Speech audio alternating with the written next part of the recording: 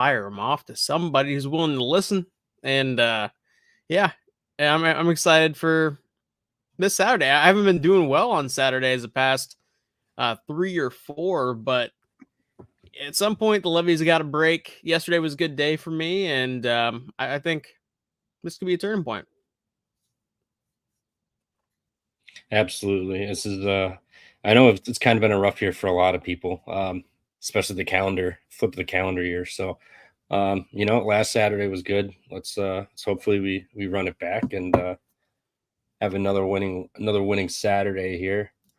Um yeah, Huff is going to join us at some point. I believe he's at an airport on his way back from his honeymoon. So shout out to the dedication if he if he does show up. But yeah, like you said, conference episode, preview episodes. Yeah, we're probably gonna have to do something like that because we're gonna have some downtime after that selection Sunday. So definitely could be breaking down some conferences, looking at some futures and whatnot to tack in some of those. So yeah, it's not a bad idea, Rob. Yeah. The big news is Tyler Kolek is not playing today for Marquette. He is out. So this will be and like you said, the line had already moved. It's up to 6.5 now, and I think you said it was 3.5 yesterday, Rob. Yeah, it opened at 3, 3.5, and now it's 6, 6.5. So it's definitely taking that into account, and that's like a game that who even knows what to make sense of that line with him out. Yeah, he's such a pivotal piece for that offense. I know he averages like 8 assists a game, rebounds, and all the scoring we know he does too, and turnovers. So that's a pretty big loss. I did grab their team total 73.5, and I think it's already juiced under and 71.5. So it's kind of just it's moving. Like the all those Marquette numbers are pretty much gone now. So yeah, we're just gonna see how it goes. It's gonna be a big loss for them, but they've got UConn on deck. So I was imagining if he wasn't 100% that they weren't gonna risk it at all because they got bigger things on the horizon next game. Yep. Yeah, I guess might as well just hop into it. 11 Let's do a.m. it. Heck yeah. Anybody have anything here? I know we got some good games to start open or start out the day here. I'm gonna toss it over to Nick to start off because I'm betting on one of his boys here. I'm taking Florida. Plus Okay. 2.5. So I know you like taking their overs. I'm going to take the spread here. I think they're the much better team. I think this Florida team has like Elite Eight, Final Four potential, the same way that the FAU squads that made the run last year and Creighton made those runs. I think Florida is just as talented. I love the addition of Zion Poland in the offseason when he came over from UC Riverside, and he's just kind of shown as, listen, I'm that dude. If you need a bucket down, the stretch, I'm the guy who's going to make it, and that's exactly what it's been for that team. They've got length, they got athleticism, they've got a good mixture, and I think they're hitting their stride and they're golden. So yeah, I'm all behind Florida just in general, but especially today, getting plus 2.5. Yeah, love it. And Rob alluded to it. I'm literally betting the over as we speak. It was on the sheet last night, but yeah, it's just another system from that I adopted from TMAC. And one thing I really love about it is both of these teams are very good at offensive rebounding. So we're going to get a lot of second chance opportunities on the offensive end. Florida's third in the country at getting offensive boards. South Carolina not far behind it at 48th. So I think, we're going to get some fast-paced play here. I think, like Rob said, I think Florida is the better team. So if they have the lead, they're going to kind of control the pace for South Carolina to play a bit faster. Yeah, so 144.5, really not that high of a total for two teams that can definitely score the ball. So I like the over. Yeah, I'm on Florida money line today too. The points is probably smart considering it's 2-3 games left in the season here, but that's also kind of why I'm taking the money line. I think if it gets down to that point, Florida's just going to foul, and then they'll end up losing by 3 or 4 anyway if it's tight. Otherwise, if they're up, what's or nuts? Holy shit! It just went brain dead. Florida's playing who? Oh my god, South Carolina. South Carolina. South Carolina. Thank you. Gosh, brain dead for a second. They're playing South Carolina, and if they're up a few, South Carolina's just going to foul and push it over. I like the money line here. I mean, Walter Clayton, Poland, those guys are going for 32 a game, 6 boards, 8 assists, 2 steals, just off of them. But their other guards, 12 points for Will Richard, 10 for Riley Kugel. They're both of those guards are getting 3.5, 4 rebounds and a steal each. So their guard plays elite, and I think it's going to give BJ Mack and Michi Johnson some issues here today. And I think Florida's just going to win this game outright. Big spot for them. They can still kind of hang in the SEC race here because Tennessee and Bama play today. So one of those teams is going to drop, and then Florida has Bama on deck also. So if Bama wins today and Florida wins, they could tie it up and even maybe pull the tiebreaker over Alabama there next week. So I think it's going to be a motivated Florida squad, and I think they're going to win this game outright. Not to mention South Carolina's turnover prone. So, and Florida I'm with you. Rebounding. Yeah, I'm with you. And also just kind of this time of year, the reason why I'm taking plus 2.5 and just staying away from money line spots, and even just kind of trying to avoid just kind of taking those plus money hits unless it's a long shot, is because everybody is now kind of fixated on the college basketball game. These lines are as sharp as ever, and you have professional bettors moving into the space now that the NFL is out of the way and that the college basketball game is kind of getting a ton of buzz. For March Madness, everybody wants to be a part of it, and professional bettors don't need to have knowledge on a particular sport to be experts in it. They can just kind of read lines. They know where to look. They know who to ask. And when their money enters this kind of confined small market, it's going to move lines. And so I don't like how sharp this time of year is. And that's why a lot of people get burnt this time of year. And that's also why, if I see a minus 118, minus 120, maybe even minus 130, I'm willing to eat the juice this time of year rather than, taking the minus 108s and minus 110s, in certain spots. And I think right here, take as many points as you can get with Florida. This is a high, notoriety game. A lot of people are going to want to watch it right out of the gate at 11 a.m. And that's kind of where I see the value at, just kind of taking as many points as you can with the better team. Yeah. See, I was literally sitting here at fucking 1:30 in the morning or whatever when we were watching the TCE show, and I was going through all the stuff. I was sitting there, I was like, man,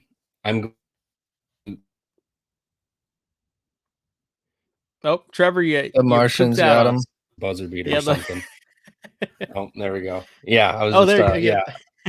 I'll be pissed if I take the money line and then they lose by 1 on a buzzer beater or something. But I'm just gonna roll the dice here. 2 points. Yep. I think that spread's close enough where it's either gonna win by 3 or 4, or they're gonna lose by 5 points. So hopefully Florida just wins outright. Otherwise, they will definitely just lose by 1 point just to screw me the way things have been going. So either way, I think Florida's the right side on this one.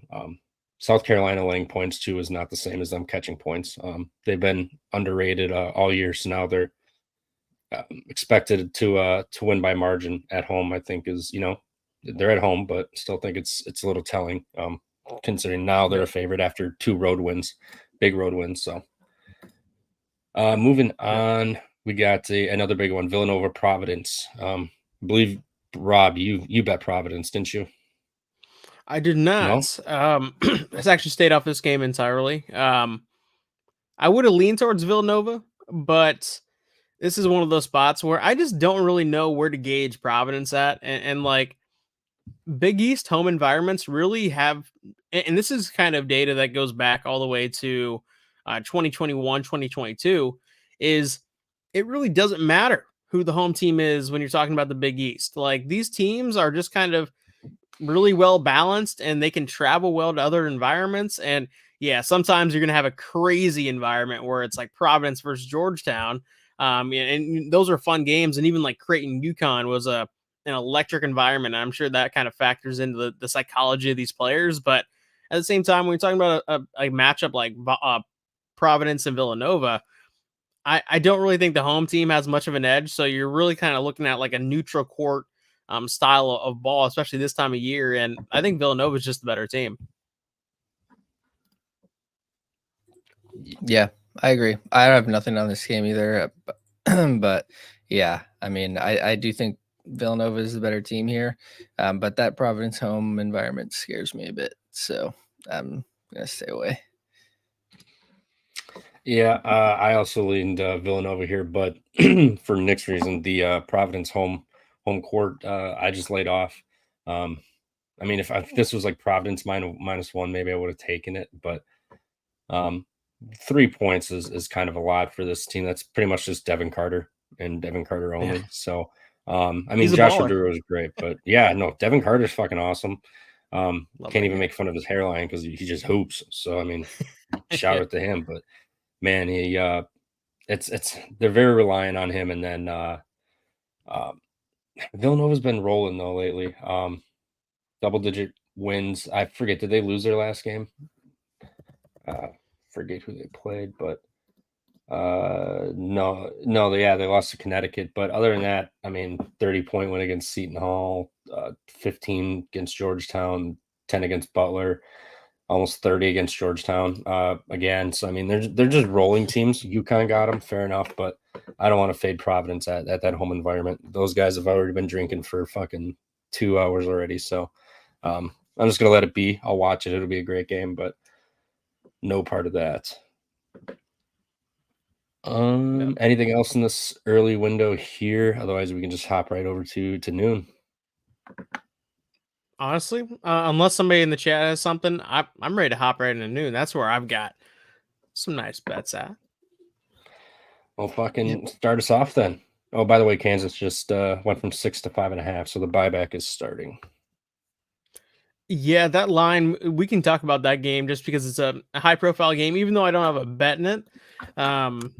Man, Baylor opened up at 3.5, and this thing has soared all the way up to 6, and now it's coming back down to 5.5. And yeah, there has to be a certain buy point on Kansas, especially with Baylor not really getting a whistle at home. Like, this has been the case all season long for some reason, and I don't know what it is. It might just honestly be the Big 12 in general. Doesn't really kind of give a favorable home whistle unless you are Kansas.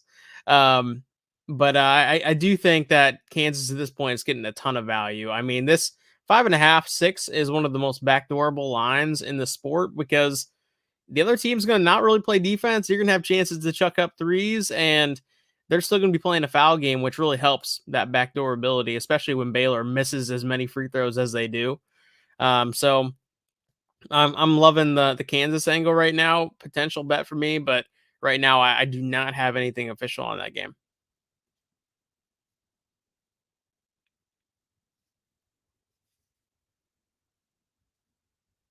Yeah, Oh, me Trevor. neither. Oh. Yeah, sorry. Yeah, I don't even know what to do with Baylor anymore, to be honest. Like every time I see him, I like always kind of lean him. I think they're always like potential a play spot here, but like you said, maybe the Big 12 just doesn't get that home whistle like some of the other conference teams do. But I just don't know. I think I don't know. I don't really know how to feel about Kansas either. I feel like anytime I bet on either of these teams, they just don't do shit for me. Maybe I'm just picking the worst spots ever. Because it seems impossible, both of them having 20 and 21 wins. But yeah, I don't know. I also just stayed off of it and don't have any action on it. Yeah, I stayed off. I think that Foster Pavilion is built on an Indian burial ground because they have the worst luck and some bad fucking juju there. I mean, they got ref showed out of their own building against Iowa State. Like, how do you do that? Like, and it's a new That was building. You would crazy. think like the weird triple overtime loss, the ref show from Iowa State, Nisi missing that free throw, and then in overtime Oh, going up for a dunk, and the ball just flies out of his hands with nobody around. Weird shit happens there. I want no part of Baylor at home. If anything, I would fade them. I was kind of like in Kansas. I mean, to a point. I mean, yeah, Bill Self. It's Kansas after a loss. I get that Baylor's at home and they're a damn good team, but Kansas just lost at home too. Like Bill Self is gotta show up here too. So I think Kansas is going to be in this game, but I don't.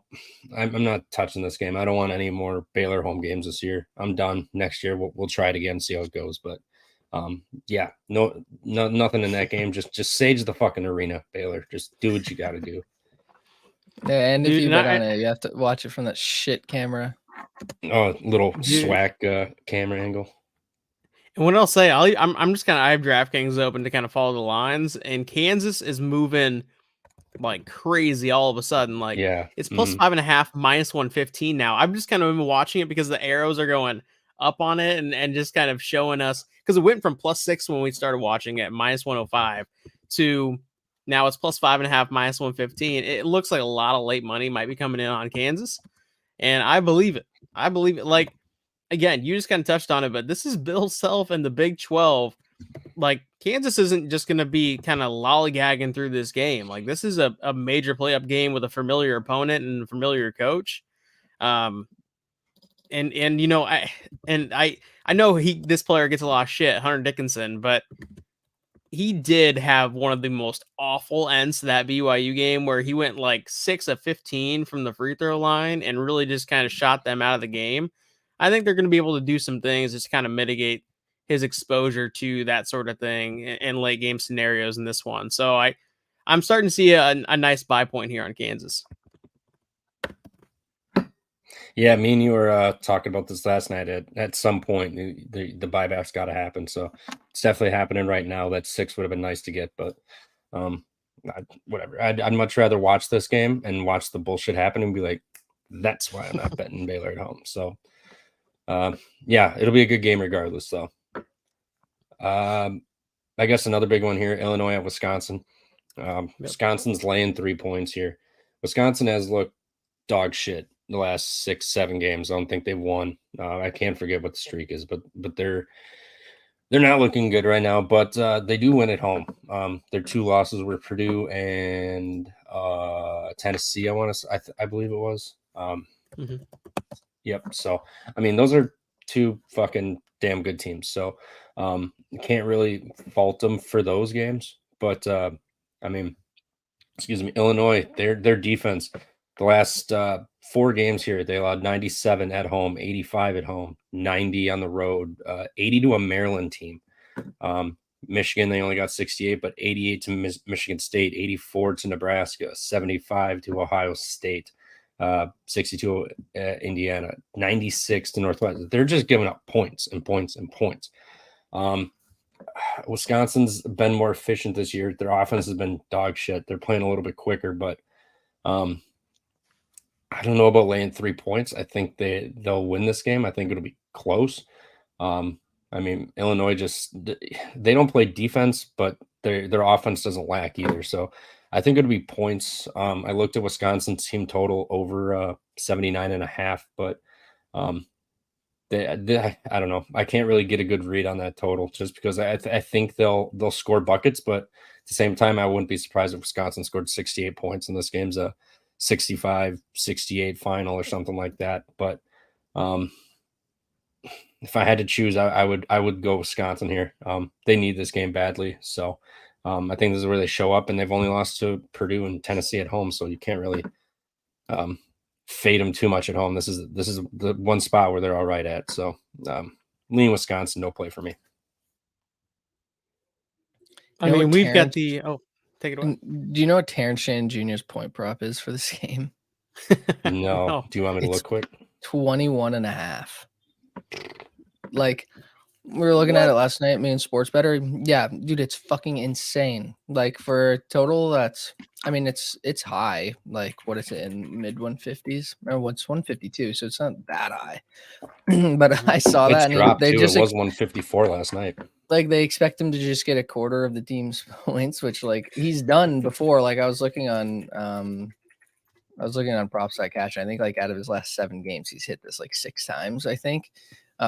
But yeah, I don't know. He's obviously like amazing, and this Illinois team is a very high powered offense. But I kind of agree with you. Like, this home spot for Wisconsin, and like you said, they've only dropped it to 2 of the best teams in the country in Tennessee and Purdue. So I don't know. It's a hard spot, but Illinois is cooking. So I don't know. It's such a tough game. Well, let me appeal to your guys' senses because I know that you love this angle. -2.5, -3 for an unranked team at home going up against a ranked team. My favorite. I mean, dude, I'm all over Wisconsin -2.5 here. Like, I think this is one. I think Illinois is kind of fraudulent based on just kind of where they're being perceived. I think they're a good team, but they're the quality of team that's like a 7 or 6 seed where people are thinking, oh, this is a team that is one of the top 15 teams in the entire country, and I don't buy into that hype at all. I think this team is a little bit soft. I don't like that they run through their bigs so much, and Coleman Hawkins is one of the most punchable faces in this league. So like he just annoys the shit out of me too. But yeah, I'm all over Wisconsin here. I'm obviously an Iowa boy, so I hate both these teams. But at the same time, Wisconsin's carrying a ton of value, and this is probably their lowest buy point just on their entire season because of how they've recently performed. Yeah, no, they've this is the ultimate buy low. I think they're 1-6 in their last 7. I think I saw. So this is the definition of a buy low. But I will counter your unranked home favorite. Big Ten home favorite unranked teams versus ranked teams. Since 2020, they're 15-24 against the spread. But the last 10, they're 6-3-1. So it's kind of choose your own angle, choose your own adventure for that one. You could prove your point either way. So yeah, just something to keep an eye on. I'm obviously I'm gonna have this game on, rooting for my Badgers, but honestly, they've really shot themselves in the foot the last month or so here with their performance. So not as hyped for them as I was. I mean, I bought in probably at the peak. Actually, I did buy in at the peak on them in a fandom perspective, and they've just ripped my heart out every single game since. So gotta love that. Next game, Rob, I think you have something in this one. Arkansas, Kentucky. Yes, sir. You were betting on. Yeah, yep. I'm fully riding the Arkansas train, not because I think they're a good team in the least bit. I think this team is fucking trash. But at the same time, Kentucky is coming off a game where they stormed back on the road against Mississippi State, and they're also coming off the win against Alabama where they put up 117.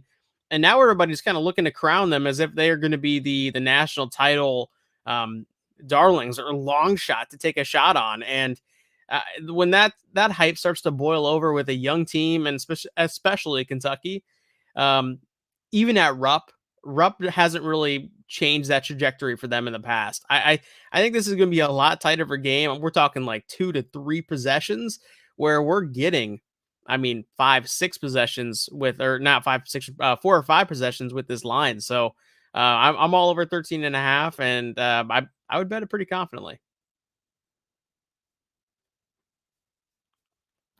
Yeah, T-Mac, go ahead. Go for it, Nick. Nope, go. I was just saying, T-Mac DM'd me about this too, and he wanted to bet Arkansas. And he was like, "Am I crazy for wanting to bet him?" And I always tell him yes, because he always DMs me the craziest games. Like he'll DM me about Vandy if he likes Vandy, and I always tell him no because that team is fucking ass. But yeah, I didn't look into this one too much. I knew you were on it, Rob, and I knew T-Mac was looking at it too. But yeah, I don't know, man. I don't know if I can, like, Arkansas has just been so disappointing this year. I praised Musselman so hard in the beginning of the year and this team because I do think Musselman is a great players coach, and I still think he's obviously great, but I don't know, they just haven't done anything really good this year. So it is a ton of points to be catching, especially for Kentucky, coming off 2 massive wins against Bama and Mississippi State. So it's definitely, they're at a peak right now, seeing how good they've been playing. But yeah, I don't know. I'm staying away. And I will say, Arkansas has been shit, and they will get scored on in this game. But at the same time, they have been good offensively. They can defend down low with their bigs too. So there is some silver linings with this team. And this time of year, we're going to talk about it way late in the slate with Missouri, but I think there's some teams where they're in major conferences. They are absolute shit, and they're really just kind of playing for pride at this standpoint. And we even saw it with Minnesota last year, and to finish out Big Ten play and in the Big Ten tournament, they made a little bit of a run because they're just kind of playing inspired and trying to play for their coach. And I do think that's kind of what's going to start showing up with some of these teams that have just been awful all season long. Yep. Yeah, I mean Arkansas. Shit, I just had their page pulled up. They're 2-0 in their last, or 2-0, 2-2 in their last 4 road games. They just beat A&M on the road, lost by 4 at Mississippi State. LSU blew them out by 21, but they beat Missouri. Congratulations. But they've looked a lot better the last 8-9 games compared to what they did to start it. So 13 does seem like a lot. Maybe a team total, an Arkansas team total, if you didn't want to back them to keep it close. But I mean, Kentucky doesn't play defense, so it's if they're going to hit that team total, 90%. I would assume there's a 90% chance they're going to cover that spread too if they're going to hit that team total over. But just another angle if you don't want to stomach Arkansas either. So also, I'm seeing Kevin McCullough's a true game time decision, sources told. So I'm assuming that is the reason for the line movement, is that came out. So people just bought high on Kansas there. So there would be that. Fair enough. Nick. Fair enough. Will in the chat, he's right. The second you say Kentucky doesn't play defense, they'll play elite defense and ruin your day. Like they have the capability to play like very good defense, they just don't. Yeah, Rob Dillingham doesn't play defense. He wants to score and be electric, and you can't do that on the defensive end. So he's a soft ass NBA player playing in this game. Like he would be the guy that if high school ball allowed you just kind of transfer right to the pros, he would take that route. I mean, and that's where like Kentucky in the tournament, they are such a fade for me. I don't like how soft this team is. I don't like how jump shot reliant they are, and they're going to just be high variance in general. Like, yeah, they could win this game by 30. They could also lose this game outright. And I do like the fact that Arkansas can at least hang in the scoring department to at least nullify some a potential, Kentucky onslaught right at the gate where they're just making everything. 100%. Next game we get Hofstra at Charleston. Hofstra's catching 6. Curious your guys' thoughts. I haven't pulled the trigger, but this game's been staring at me. Charleston's already clinched. So, I mean, other than this being senior day, there's really nothing else for them to play for. This line hasn't moved off of 6. Kind of lean Hofstra. I believe they still need to win this game in order to keep a second, in order to ensure a bye in the conference tournament. Probably should have saved that or left that tab open when I saw that. But they do have some implications in this game that they need to still kind of win for its matter. Their season's not fully cooked or done yet before conference tournament, but fading Charleston at home on senior day is kind of scary, but it also hasn't been the same Charleston team as last year. So I could see Hofstra keeping this close, maybe coming down to the last possession. Yeah, because they still have some implications. I think if they lose, they're going to lose the bye that they've earned in their conference tournament. So I will look for that information again, but just curious you guys' thoughts. Yeah, so I have no idea. You guys will have to inform me about these conference standings and if these teams give a shit today or not, because I have no idea, honestly. But I think the only thing that kind of scares me off of catching the points with Hofstra is the lack of offensive rebounding and the lack of getting to the free throw line. They are dead last in getting to the free throw line in the country and bottom 330 in getting offensive boards, something that Charleston is very good at in terms of the rebounding. And they're pretty good at keeping teams off the line. But Hofstra's interior defense is also very good. So that's a plus for them, but Charleston can still score from deep. And they like to shoot, a lot of threes in these games, something that they can take advantage of with Hofstra's interior defense being that good. 2 possessions is a lot, especially for, like I said, Charleston's going to get some second chance opportunities here and just get some free buckets off of that. But yeah, I don't know. It seems like a lot of points to be giving Hofstra, but like you said, it's also Charleston at home. So it depends. It depends if Charleston cares about the game or not, I guess.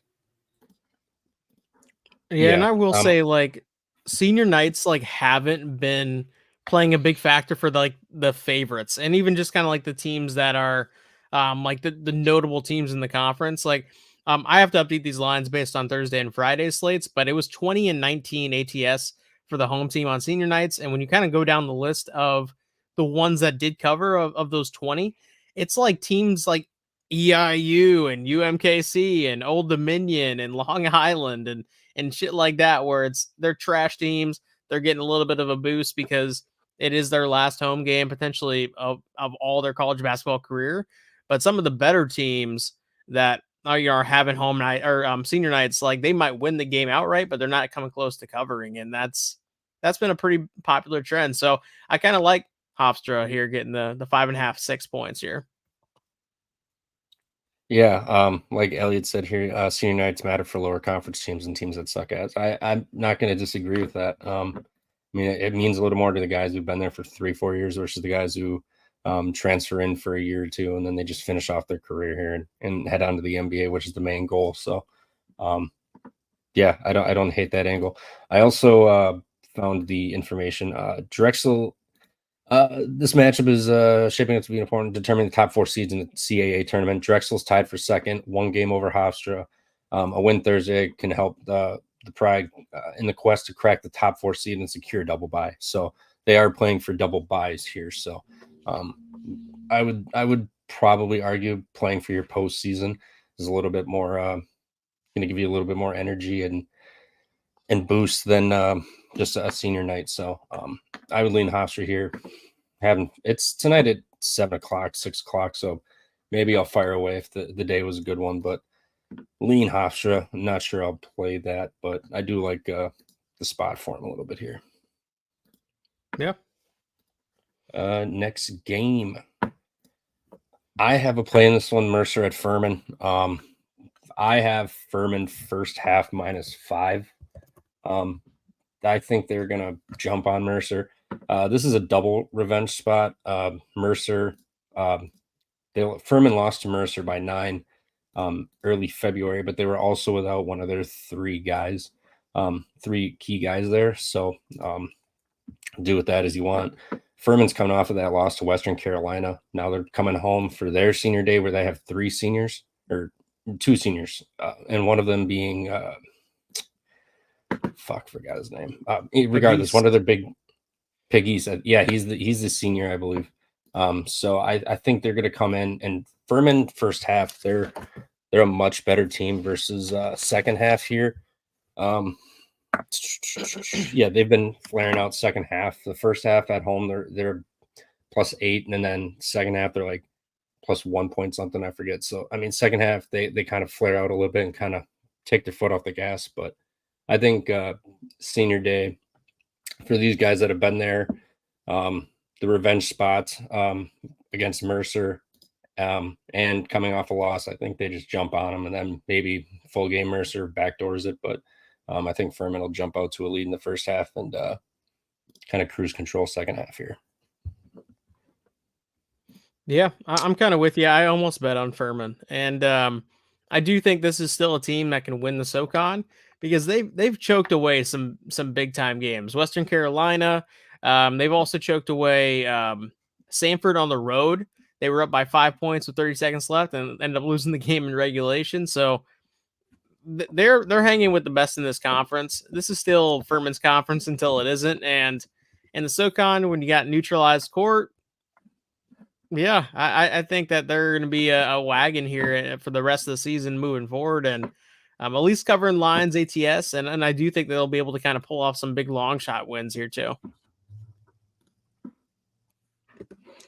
Yeah, yeah. I mean, also Furman just their records doesn't show it, but at home they're a beast. They're 12-2 at home versus Mercer 3-9 on the road. So I think they kind of just jump on them early, and we'll see. What I don't even want to mess around second half, but I think they'll come out pissed off and motivated first half to put it on them a little bit here.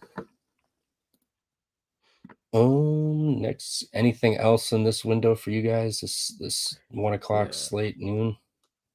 Yep, we can quickly touch on Temple Tulsa because I have a bet on in that game. This it's kind of a disgusting looking game, but I mean, look at Temple. They're playing some really good ball. I got this at -5. Now it's up to -6, -6.5. But man, this is a all upperclassmen starting five. It's a first year head coach. They've been rattling off wins for the first time all season in succession. They've won 3 straight, 2 on the road, and now they're going back to home. Where I do think that when you have a senior laden team, or at least an experienced team, you're going to get better as the season goes on, especially in March. And they don't turn the ball over. They're one of the best in the country in terms of just not shooting themselves in the foot. So I like Temple. I think Tulsa's a really bad team. I think Temple was a bad team that's starting to play better. And I think this line is an indication of that. You get an 11-17 team laying 6 points against a team with a 500 record. I think perception plays a big factor here too. Yeah, I agree with the what you said about them definitely ramping up towards the end of the season. Like, they hung in there, went to OT with Tulane. Obviously still lost by 12, but pushing Tulane to OT, losing by 7 to Memphis, 3 to Charlotte, and then they're on a 3-game winning streak right now. So they're catching some, heat and clicking right now. So it is a big number to lay with them at home with a team, their offense isn't very good, but neither is Tulsa's, like you said. So as long as they can, limit Tulsa on the interior, I think they'll be fine, because Tulsa is a horrible 3-point shooting team. So I don't think they really have to worry about that. So, but like you said, Tulsa turns the ball over a ton. They don't get offensive rebounds at all either. So like you said, Temple not turning the ball over is really going to, help them not, give Tulsa extra possessions. So I definitely lean Temple for sure. Yeah, I'll keep it simple. Temple's favored by 6, probably for a reason. I don't. I'm right. I'll bet with you. Or root for you, Rob. I'm not betting this game, but I mean, Temple laying that big of a number kind of feels telling. And Tulsa is dog shit. So yeah, short and sweet. And then I've seen 2 people talking about it in the chat, but Towson UNCW. Do you want to hop ahead to that one there? Yeah, I was just getting ready to ask about this game. I am kicking myself. I saw Towson catching 5.5 last night. I was like, man, that's a lot of points for a team that's playing for a reason. And Wilmington has they've kind of been up and down this year at home. It dropped to 3 within an hour. So somebody got a really fucking good number there. But yeah, I leaned a Towson in that one, but once I saw that line move, I just kind of stepped away from it. But it's sat steady at about 3.5 now. So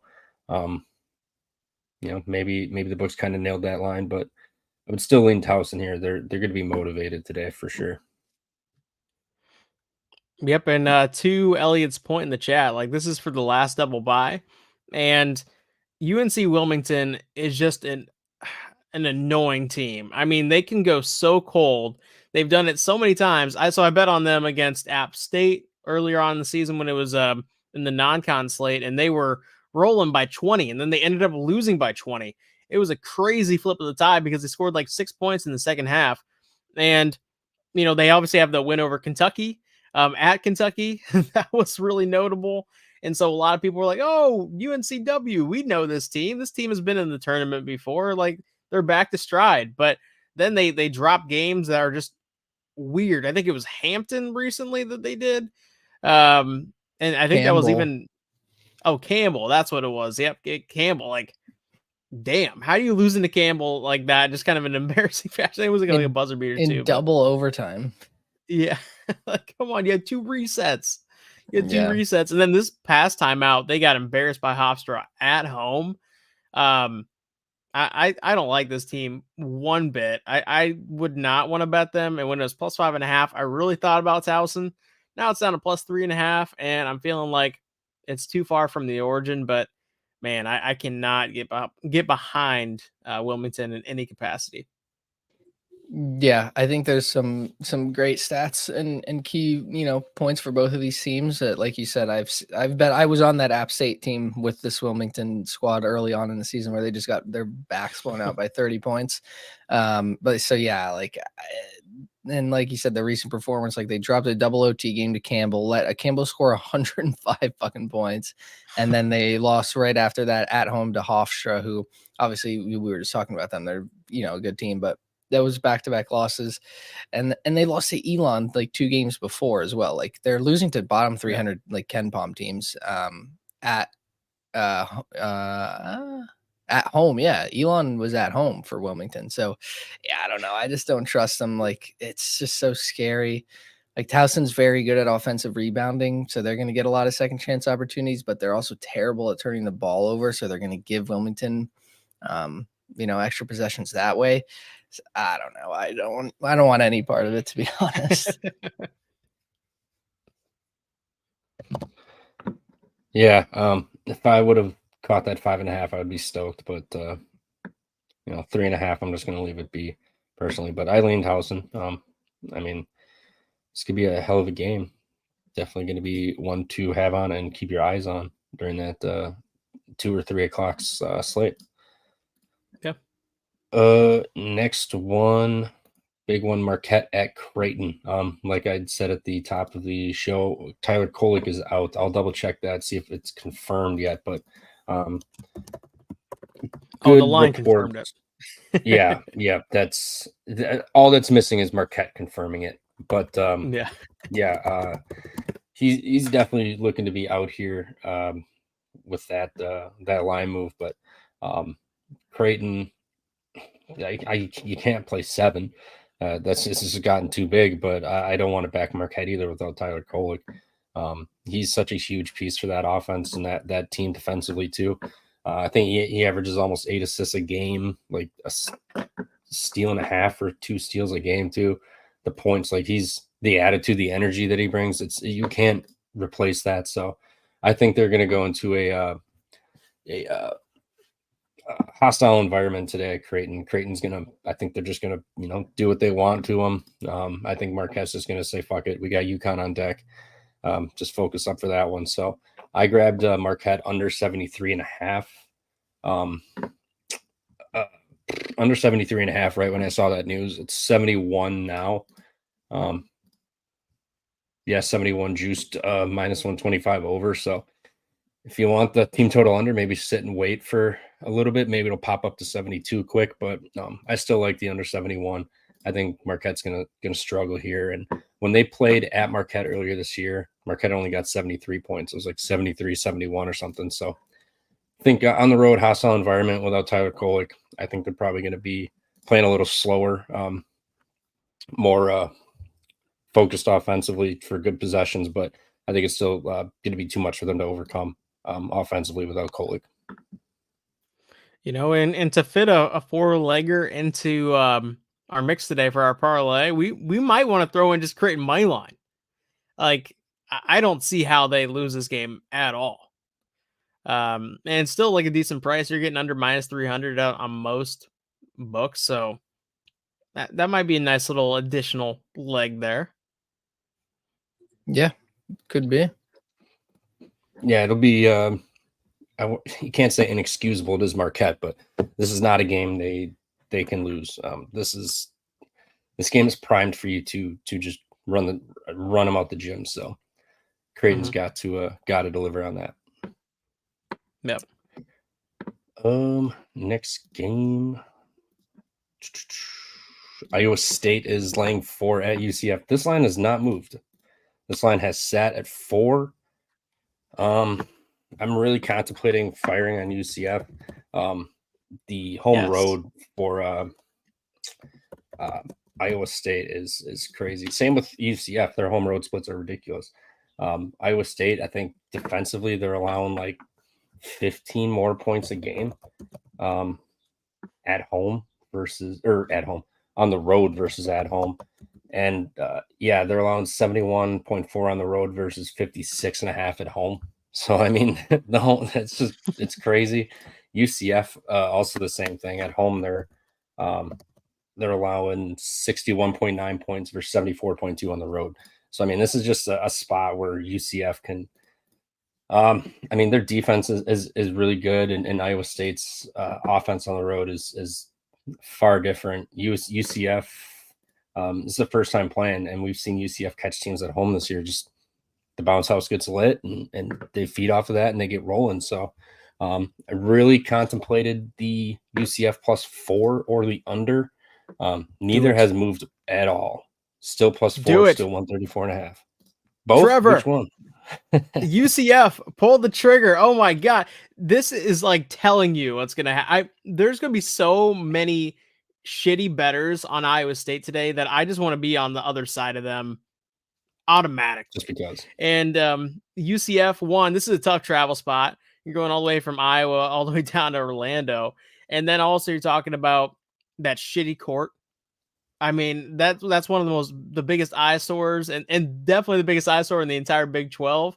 And also Johnny Dawkins has got this team playing really good ball. Shout out to him. I talk about this every single time I can, but Johnny Dawkins was like on a short list of next coach to get fired in college basketball out of the high major level. And I'm like, what are we talking about? UCF has blown away all expectations in the Big 12 in year one. And he has a great track record too. And like, that's a tough place to recruit, but I think it's going to get a lot better now that they're in a higher level conference. UCF is going to win this thing outright. You take the points because it is March and Iowa State is a good team, but man, this line is telling you exactly what's going to happen here, in my opinion. Yeah, I'm with you guys. T-Mac was with us as well. He wanted to bet UCF last night. I don't think he has yet, but I'm with you. I think this UCF defense is very good, and especially at home, I think they're going to be able to limit Iowa State on the interior. That interior defense is very good. They can get offensive boards as well. They can get to the line. Yeah, I think UCF is definitely the play here if you're going to play it. All right, add it. Let's do it. Central Florida. Let's do it. You guys pushed me over the edge. Shout out to Elliot Bunny. He's like, this is all because Rob hates Iowa State. Well, listen, that's true. But Iowa State also makes me a lot of money in this sport, so I don't hate them from an objectivity perspective. I have been betting on them a lot as of late, so that is kind of adding to the perception of my hate for that team, and it's true from a fandom perspective. But man, this line is just very, very telling. Yeah, I mean, it's just Iowa State on the road is not the same team. I think they've only what is their in conference play? They got like 2 road wins. They have or something played. Like that? Yeah, they have played a little well on the road in spots. I mean, even against Houston, they were lingering in that game, and then against TCU, and then the Baylor bullshit that happened with the whistle kept them in that game too. So yeah, it's one of those things where I do think that their defense kind of travels in these spots, but this is the longest road trip in this conference. And last time we saw them make a pretty long road trip out to BYU, they got crushed. So I think this is a very similar angle here. Yeah, I mean, Iowa State's 3-3 on the road in conference play, so it's not like they're horrendous. They can still win, but they have not looked on the road. They've been a little suspect. So fuck it, let's go. UCF. Yeah, like you said, they probably just went outright. Anyway, this is gonna be. They have Houston at their next home game, but still, this is number 8 coming to your home. This is gonna be a lit environment. So yeah, fuck it, let's roll. Let's roll.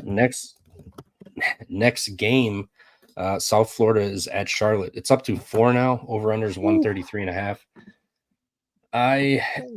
But by the time I got to this game, it was 3.5. 4? Holy shit! Yeah.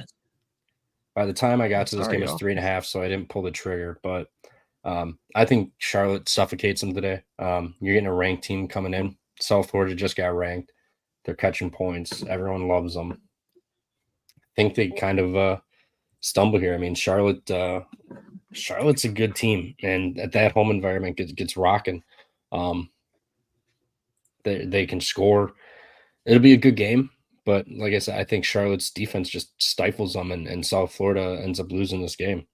So it's going to be a good game. This is a great game in the AAC.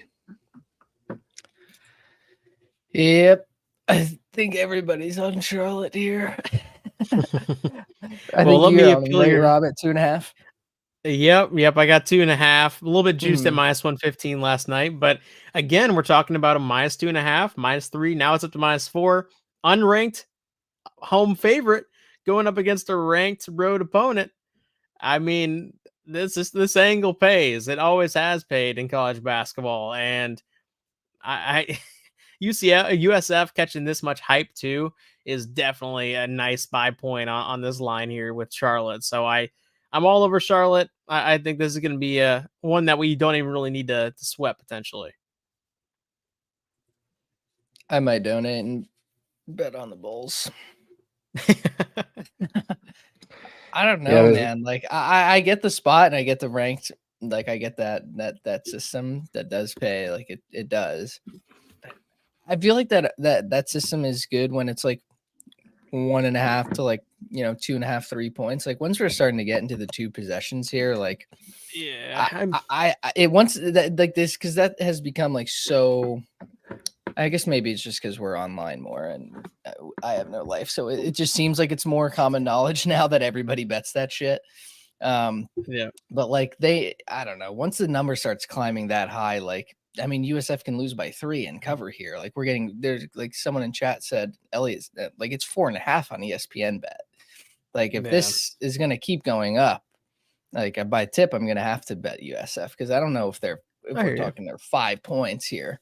But I get it. Like Charlotte is a very good team and they definitely can pick teams off. Like we've seen it. They took off North Texas, UAB, FAU. Like they're definitely a solid squad, especially at home.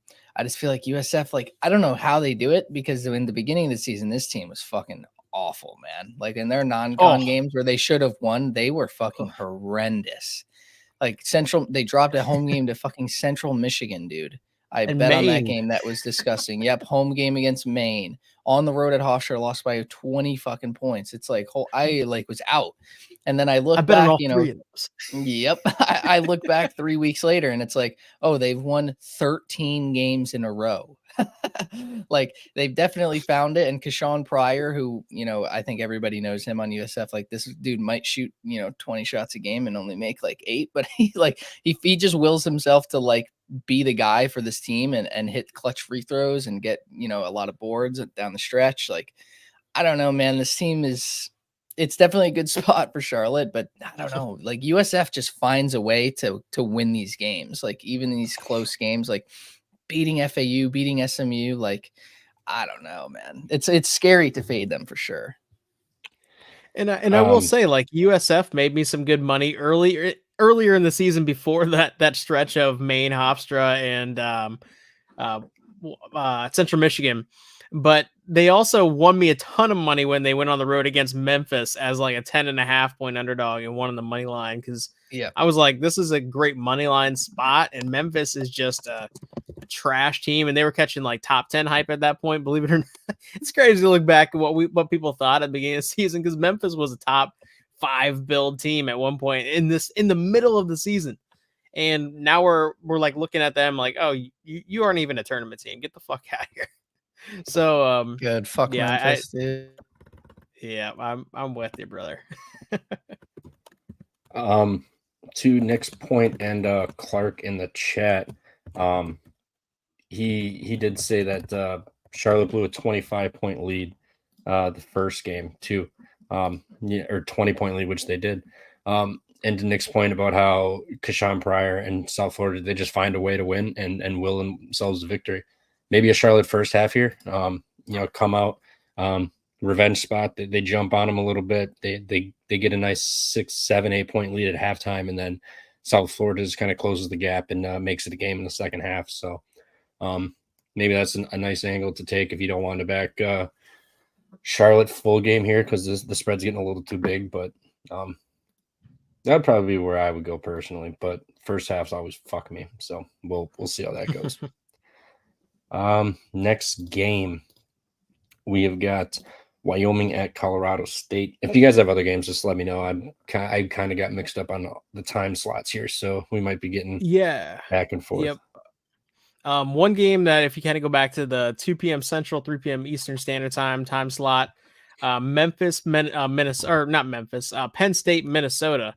I'm all over Penn State. One, I think this team is a good traveling team because of that boy they got up front, Ace Baldwin. I mean, that guy is so fun to watch. He's going to be up in your grill all game long. He's going to be able to force turnovers. And Minnesota is kind of a sloppy team when you can put some ball pressure on them. So I love that. I got it at 6.5. It's at 6. So it's still, or actually, I'm still seeing 6.5 out there in certain spots. So you want to grab that. I think they're live for the money line in this game. And this is also the time of year where Big Ten road teams are starting to find a groove.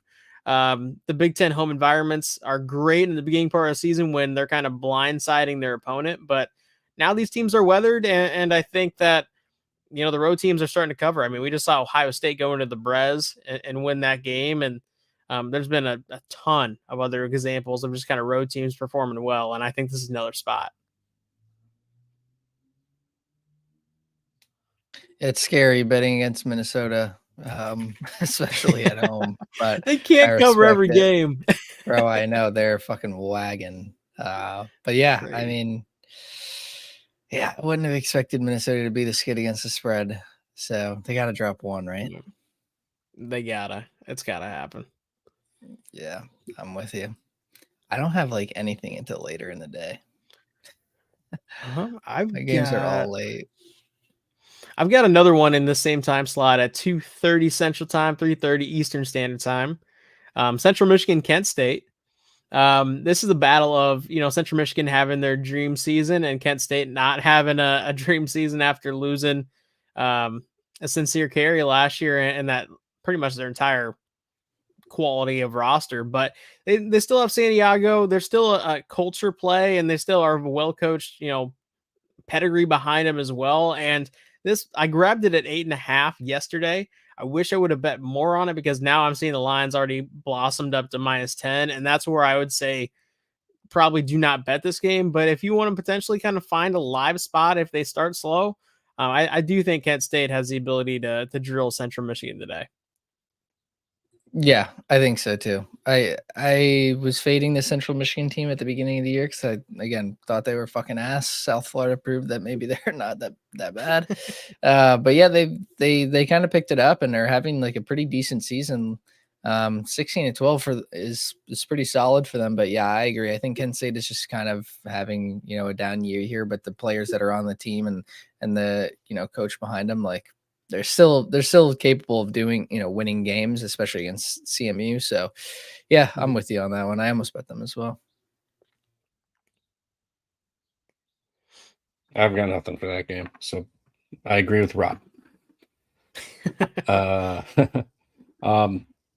Another game, anything else that I missed from you guys? I know it kind of got mixed up in times.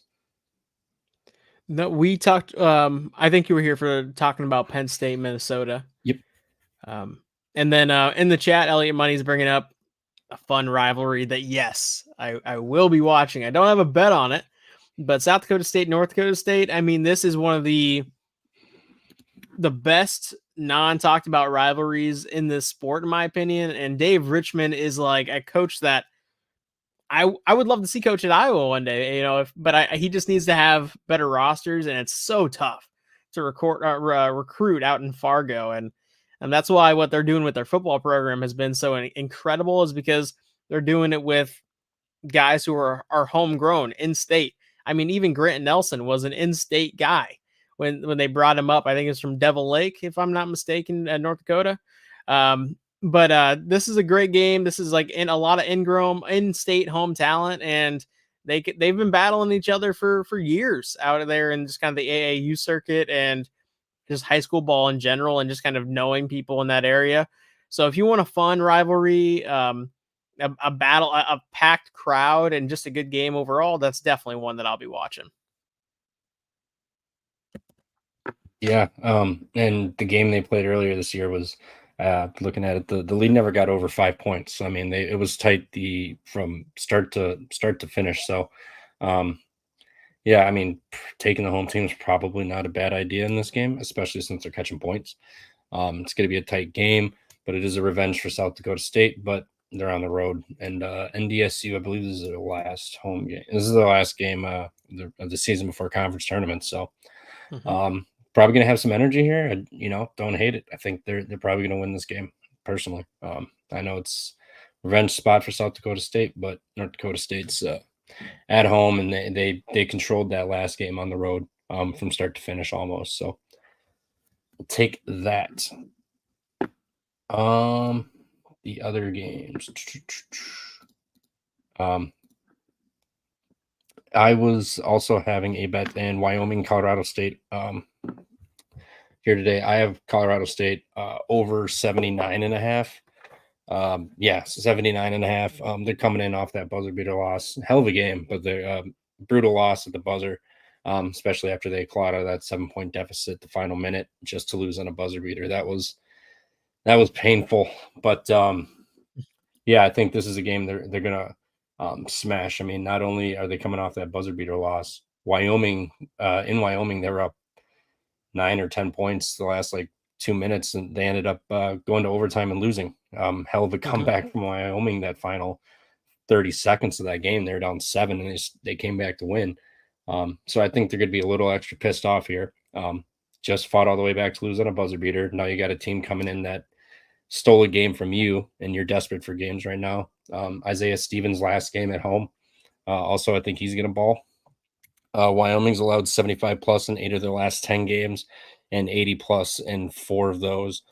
I think this is just going to be a Colorado State. They explode here. They haven't hit this number in, I think, their last 7 or 8, 10 games or something, but I think it's listed higher for a reason. I think they're going to come out, they're going to roll them, just be pissed off and put on a show for the fans. Isaiah Stevens is probably going to have I wouldn't even be surprised if he had a double-double just off of assists and points. He's going to go nuts today, I think. So give me Colorado State over 79.5 points today. I think they score buckets. It's a sad day in the sport. It's the last home game that we'll ever see Isaiah Stevens play at Colorado State. So this has been a fixture of college basketball going back to the David Roddy teams, and where they just had squads that were potentially, top 15, top 20 type talented teams. And this line is a lot. And kind of going back to my previous point about just kind of the overwhelming favorites on senior day trying to cover ATS. They have not been performing that well. I do think Wyoming is the spot or the side that I would take a look at here, but Isaiah Stevens, if you have underdog, shout out underdog. If you have underdog or prize picks, or you're kind of looking at a team total, I think Colorado State, it makes a ton of sense in those spots, because I do think Isaiah Stevens is going to have himself a day.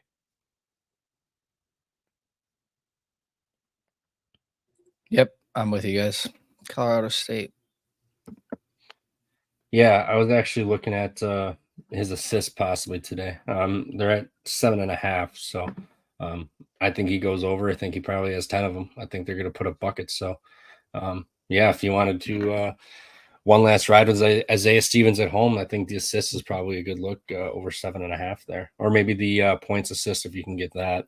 I'm not sure, how diverse that market is, player prop market is across the landscape of books.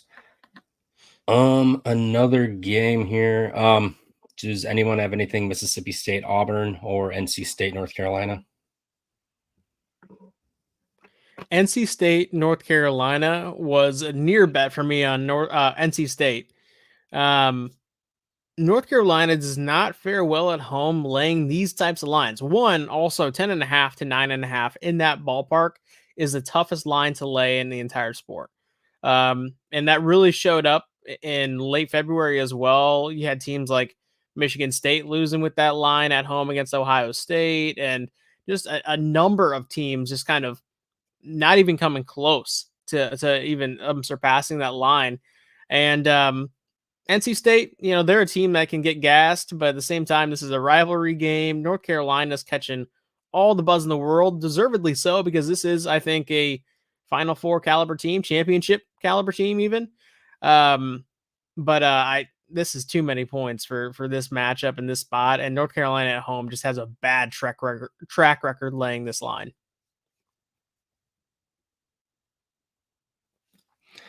Yeah, and we just saw Miami just hang with North Carolina too, in a game that they had no business being in at North Carolina too. So, um, yeah, I don't want to touch North Carolina right now. But interstate rivalry. This is a get up game for NC State, and they just saw Miami go in there and fucking give them hell and have them on the ropes. So they could do it. 10.5 is a big spread. So lean with you. I'm not playing this game, but NC State seems like the side in that one.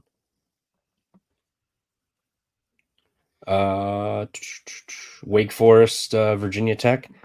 Vatek's laying 1.5. Over under is 150. Blacksburg is going to be jumping today. I think Wake Forest probably loses again. They got the big Duke win, and it's been now it's just the emotional letdown ride until the conference tournament. So I might pull the trigger on Vatek here. We'll see. It's been sitting at 1.5. It hasn't moved, but I don't care. I think Wake Forest is probably losing this game. Wait, Trevor, Wake Forest beat Duke? I think they did last year. I don't know if they've played yet this year. I don't remember a game where Duke played Wake Forest this year. Wake Forest injuring I think other we teams' players. Oh, that's the one where Flopowski tried to kill the student. That was just disgusting. Filipowski tried to kill what 10,000 students? Surely. Oh my god. There was a close up of his that's face. as big as ego is. Oh my god. There was a close up of Filipowski's face, and surely that didn't cause college basketball Twitter to cry about court storming for an entire week. Dude, to be fair, it was the Duke people crying. It was the Duke people crying. Jake Willis going on ESPN said everybody needs to be is a fucking idiot, man. Okay, but he's Duke. Like it is the Duke people were the ones bitching about like we need to ban court storming, and then that kind of forced the people who are the rational people and deserve court storming to be like, what the fuck are we doing? You can ask anyone that I talk to. I agreed. I think banning court storming is so fucking stupid. I think he should have obviously recognized the moment and got the fuck off the court. But also, McCain's like fans off the floor. Yeah, that's what I mean. Like he's an idiot. Like Filipowski is a dumbass. Like they're going to storm the court. But like also just in general, not just that game. Like the fans also shouldn't just like I get they're storming the court, but you gotta fucking not just gun right at the players, regardless of who's playing. But obviously, we're not fucking banning storming. That shit is so stupid. Like it's his fault for sure. Like I would say he takes like 80% of the blame. Like get the fuck out of the way. Yeah, or at least staying closest to the tunnel. Yeah. You're gonna lose, and they're gonna storm the court. Like it's just how a 4-point game. What were you doing on the other end? You're Duke, man. Anytime you lose, the other team is going to storm the court. Any top 10 team, if you lose, you're gonna get stormed on. Just get out of the way. Yeah, I mean, it was 4-point game. McCain miraculously got off the floor without getting hurt. I don't know how he did it. Everybody did. He did it. Except for Filipowski. You just watch Filipowski just walking, looking at the students. And then, I mean, I'm sure the students were yelling shit at him and whatever else. Yeah, I'm sure he was just pissed off and wanted to fucking get a little get back and just trip one of the students. And then it's like, all right, he shouldn't do that. And they shouldn't no student should like gun for players either, regardless of what team is playing. Like, just get out of the fucking way and let them storm the court, man. Like, nobody gets hurt on this. Obviously, the students are gonna yell shit at him. I mean, it's Duke, and you're the star player. Yeah, of course. But Wake Forest, you have to expect dropped the ball. Yep, you're Duke, but Wake Forest dropped the ball. You should have at least had security cause a little bit of a slowdown for a couple seconds, just to allow the players it for to get 5 seconds. Yeah, that's agreed. That was it. I will say, Filipowski had a moment to really become so likable. If he just came out in the press conference and just said, "Yeah, I tried to push that kid. Fuck him." Yeah, Like Dude, that would I be dope. would. Like Ron Artest and the kids, like just clubbing dudes Yeah, down fuck and 'em. like having security have to restrain you from just beating the shit out of all Dude, these college kids. That's Dude, fun he's as hell. 19. Yeah, if he came out and said, "Yeah, I was fucking pissed off we lost. I wanted to fucking trip one of these nerds running on the court," like fuck him. He'd be like, "Yeah, all right, fair enough. All right, fair enough. Yeah, Yeah, I if get it. somebody's talking shit. Yeah, And but like I feel it's like instead they okay. took the instead they took the angle of, oh man, I'm so dangerously sore that I might not play. And then it's just like, put some ice on it, dude. Everybody's sore after a game. What are we talking about here? Yeah, And then playing like the victim is crazy. that was what really just pissed me off, because they could have just been like, yeah, I shoved that dude. I was pissed, like in the heat of the moment, and then nobody would have flinched. But there's like, Nope. we got to ban court storming. I'm like injured. My heel sore now. The players fuck need outta Rick Pitino honesty in the conferences. Like when Rick Pitino loses and he says he wants to kill himself after a loss, like that's what I want to hear from the players. Just be like, yeah, dude, I was fucking pissed. We lost. Like we were a top 10 team and we fucking lost to Wake Forest. Like I was fucking pissed. It's like, yeah, all right, fair enough. Like you're 19, bro. Like it's okay. Like we have Rick Pitino. He's like fucking 60 saying he wants to kill himself after they lose. Like Yeah, Yep. the whole thing was ridiculous. I mean, I tweeted about it. I had fucking 500,000 like impressions and people on my fucking timeline going nuts about the whole thing. I just sat there the rest of the day fucking arguing on Twitter. It was amazing. Yep. It was fucking beautiful. It restored Duke hate across America, which we've been desperately needing since Coach K had retired. So we're that's finally at crazy. it back. Everyone hates Duke, man. I think obviously they do, but I don't think there's really been a true reason to since Coach K left.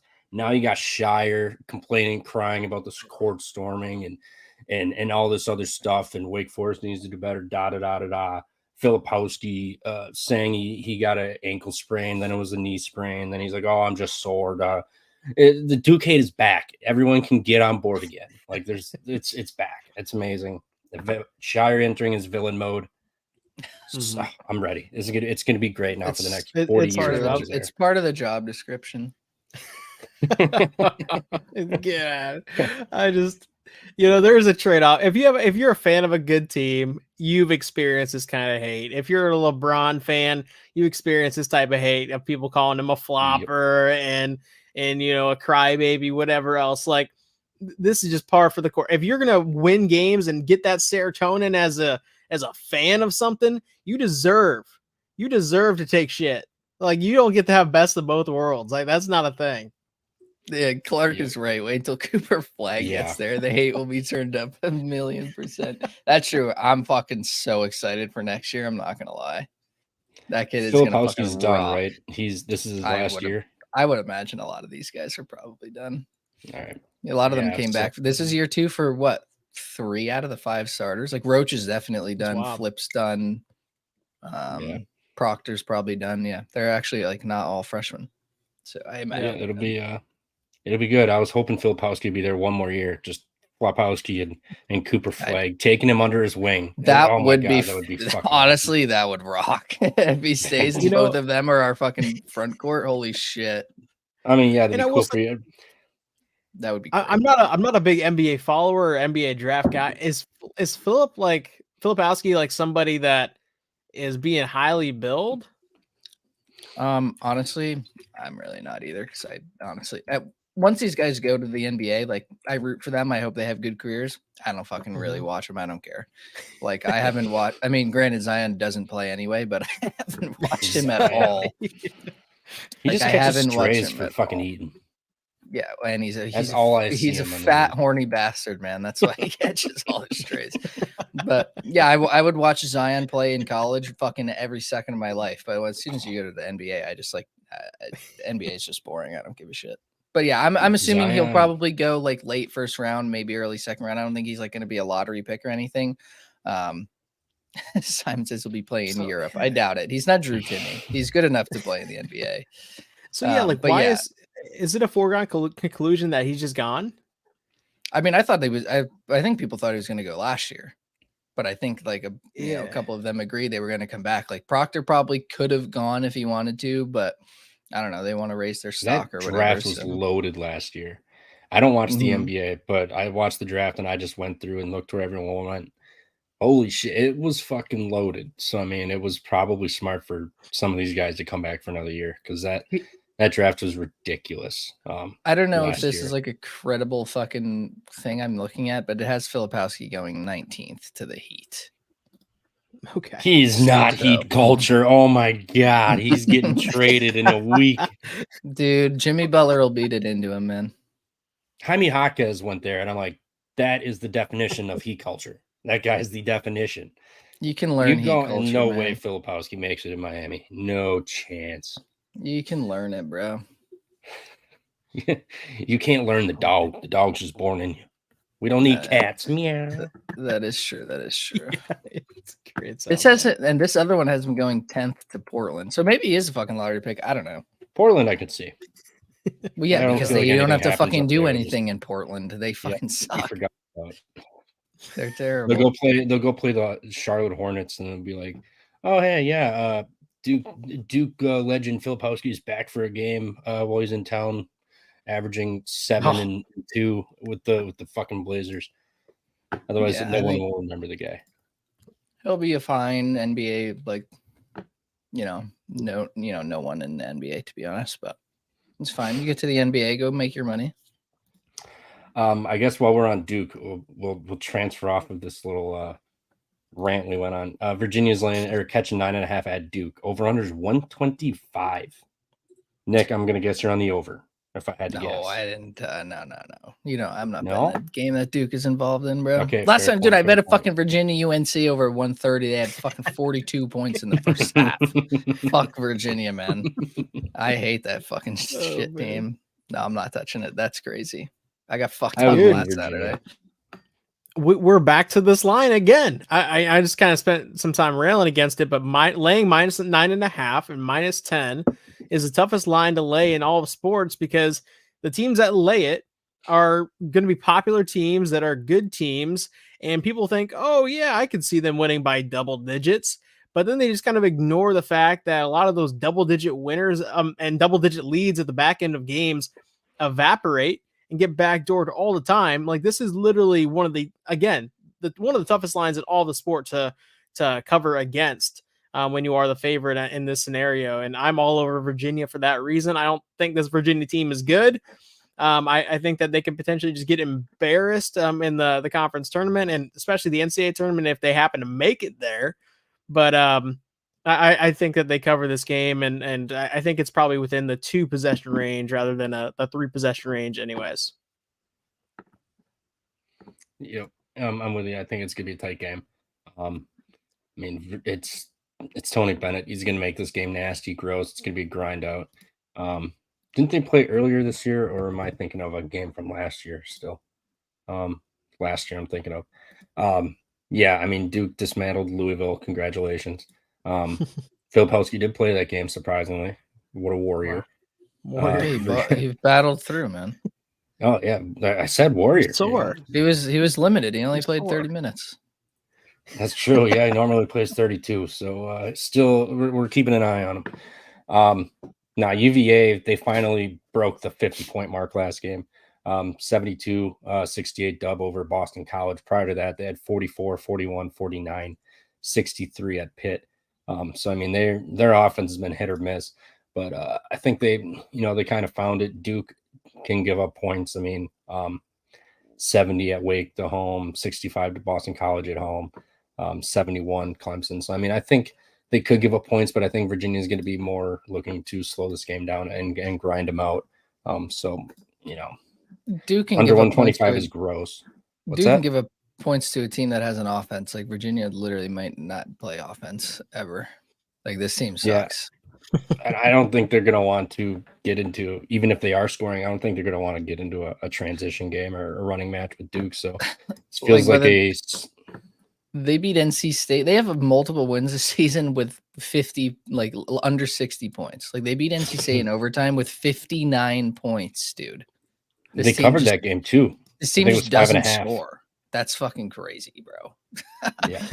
Like they put up like they beat Northeastern with 56 points of offense. Like what the fuck? That's insane. Will's got it right. 46-37. 46. If Duke puts up 46 points, I will vomit. Set the over under at 83. I'll spread That's this under insane. 100.5, or all total. That's like insane, bro. That would be fun.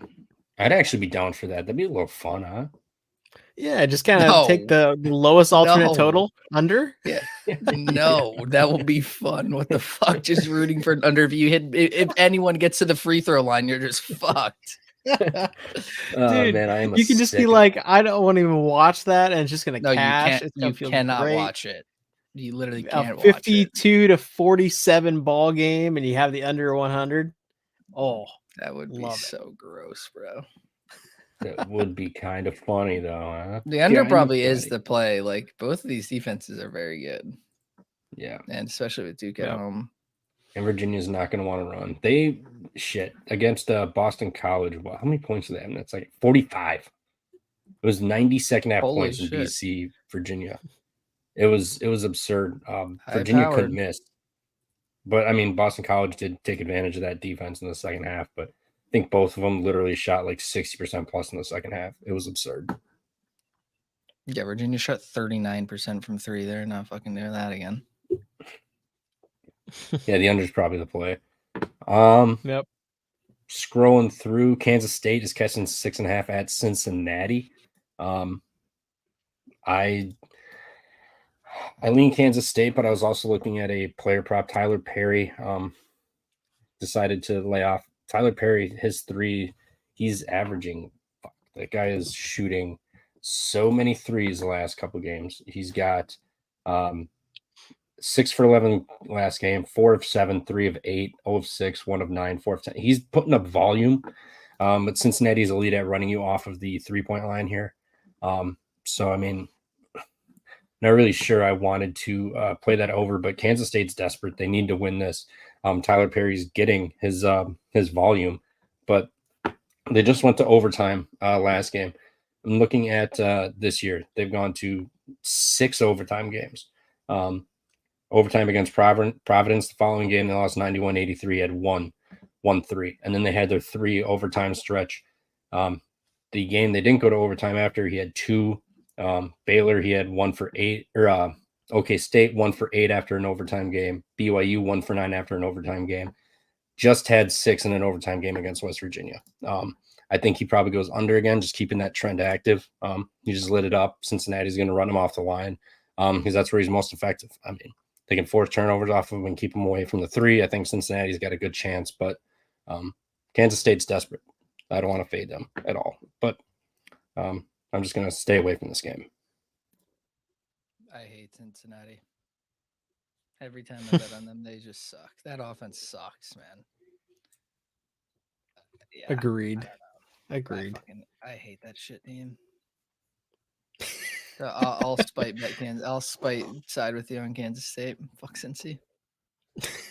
I didn't expect some vitriol to be thrown Cincinnati's way this morning. Every time I bet them, bro, they stuck. They're fucking shit. They're so bad. I had them against TCU last Saturday. Ass. Just immediately that bet was dead. Like, they were so bad. Like, they literally can't score, man. They had 57 fucking points on TCU, who plays fast. And Cincinnati, like, also is not a fucking slow-paced team. Like, they're just so... They only got to the line 14 times, made 8 free throws, and then they only shot 53 field goals, not bad. But I don't know, like, TCU just had way more possessions, got to the line more, actually made their free throws. Like, Cincy let them shoot 41% from 3. The one thing you have to rely on with Cincy is their defense, so you can't, like, be letting them, like, make that amount of threes. Obviously, Kansas State is not a 3-point shooting team, but I don't know, this offense, like, I just don't trust Cincy's offense, man. Fair. Yeah, Cincy's offense is fucking putrid. Anything in this 6 o'clock game that you guys are betting? I don't have anything in this window, the 6 or 7 o'clock. Actually, I do have one. You don't have anything at 7 o'clock? Oh, I do. I got ahead of myself. go back a bit, I do have the over in Iowa Northwestern. I know that's a big game Alright. that there's going to be people watching. Another system, Iowa obviously playing ridiculously fast. Northwestern bottom 300 in pace. Yeah, I think it's what 152. Yeah, I got it at 152.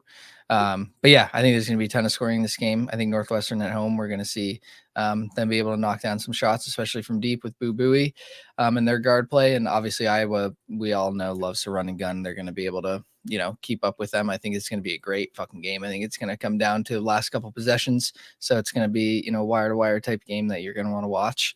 I think Northwestern can put Iowa on the line a lot as well. They have problems fouling. So if Iowa can get to the line, stop the clock, hit those free throws, I think this is going to be a high scoring game.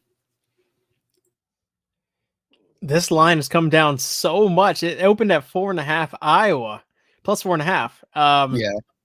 Holy shit. What is it? And this is it 2.5 still? Yeah, now it's 2.5. Yeah. And man, I know this is a spot that Iowa should win because everything lines up so well, especially with, Barry out for Northwestern now, and it's starting to kind of settle into their lineup and how their guards have been performing. It kind of definitely evens the playing field with what Iowa likes to do. And Iowa it looks like the better team right now. They're playing some of the best ball in the Big Ten. And oh man, I want to do it, but it's going to be heartbreaking the way they choke this shit away. I know it's going to be like a 10-point halftime lead for Iowa that they end up losing the game by 5, and lose the second half by 15 total point. I just see that. I can visualize it happening. So I can't do it, but I know I want to do it, but I just can't. Do it. Just do it. Oh, fuck it. Let's do it. Let's ride the lightning with Fran and let's cash a bet here. Come on, boys. No, isn't the Northwestern -2 a little fishy at home? I mean, they've been dominant at home. They've gotten huge wins. Everyone knows they're good. Now they're only laying 2 points at home. Kind of feels a little fishy. I know they don't have Ty Berry anymore, but I mean they've still won and shown they can score without him. So a little fishy of a line. Agreed.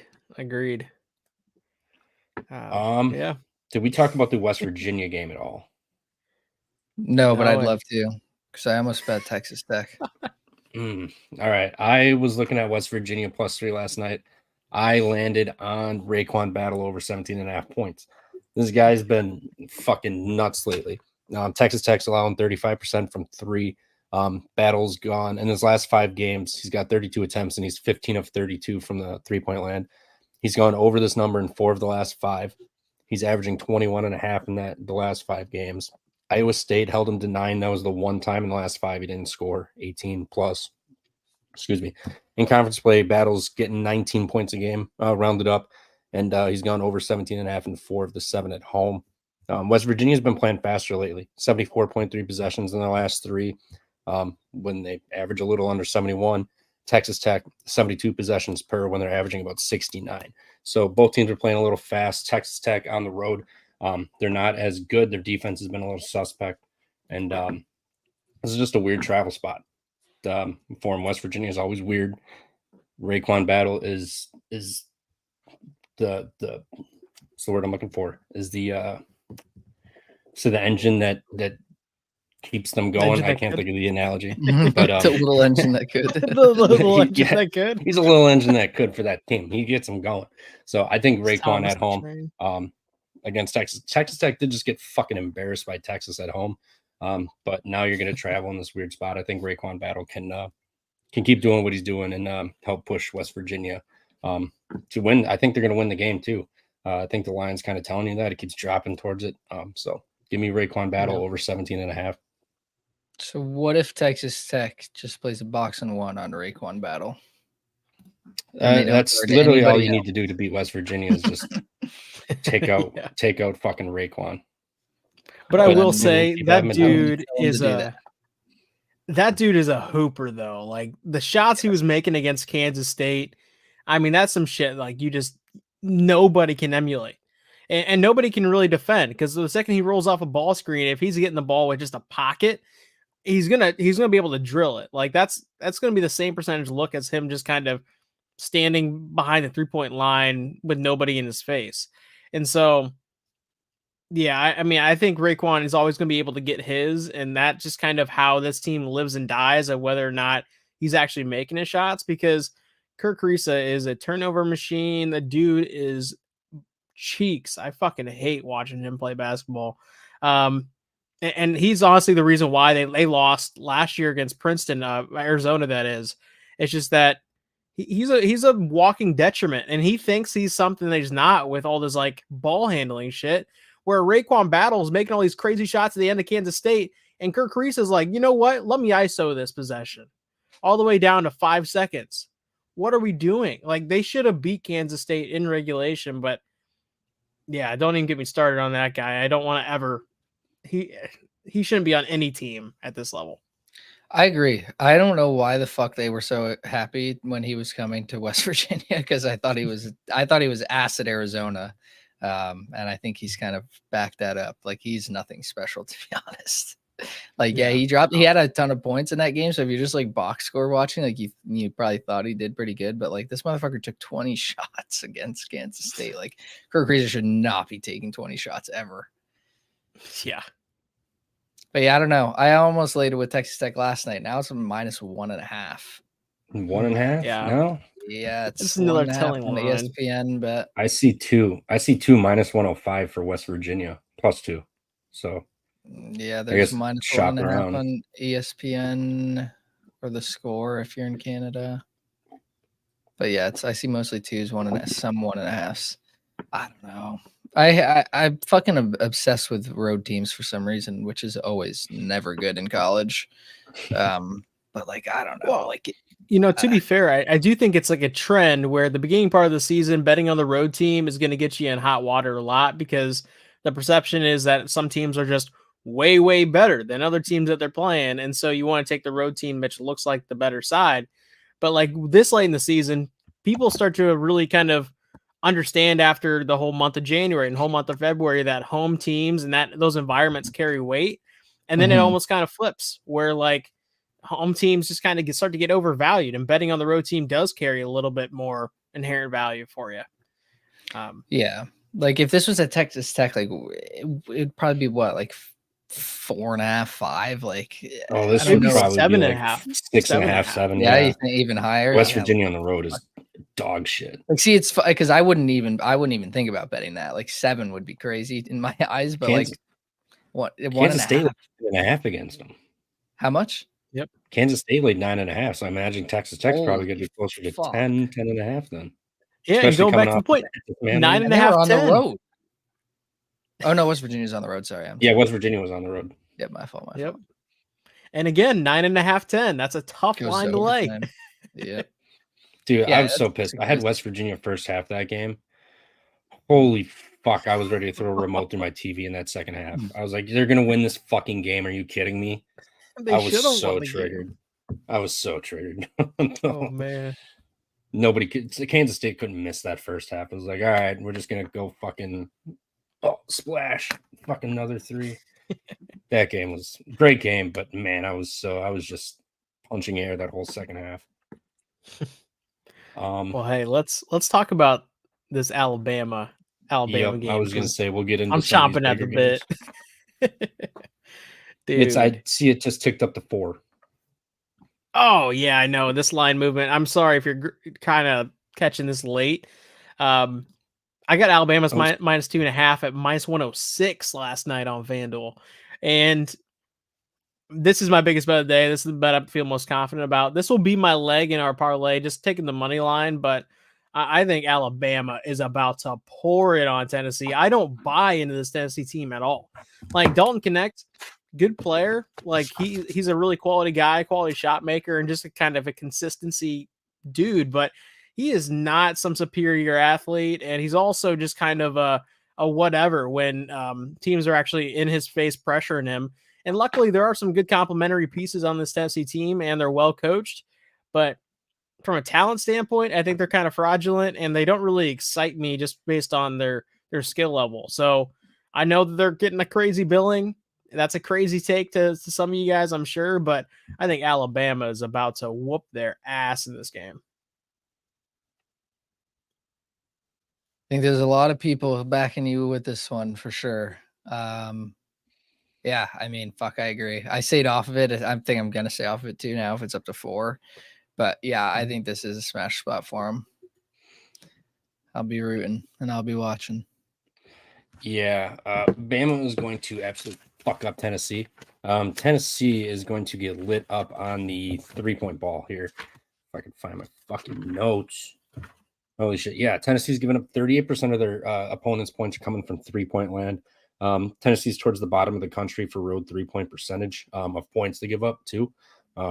Tennessee's allowing 36.5% shooting from 3-point versus 26.7 at home. So drastic road splits. Alabama's 9th in the country for percent of points they get at 3-point from home.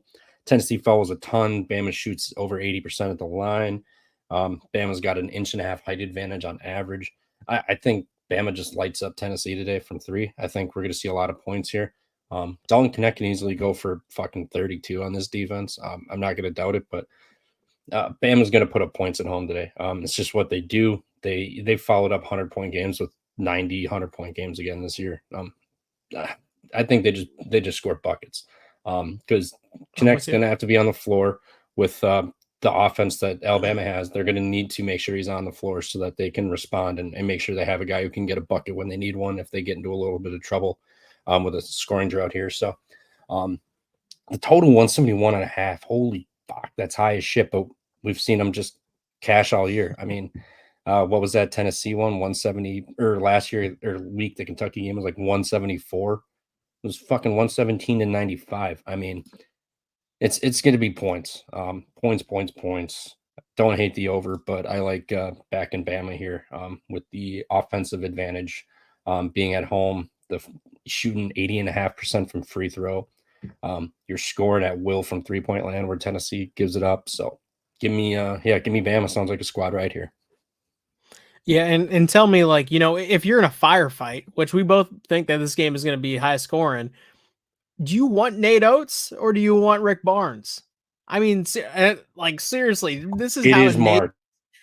Dude, yeah, Nate Oates has cut his cloth with just kind of being able to score and win these types of games where there really isn't going to be a defensive presence on this court.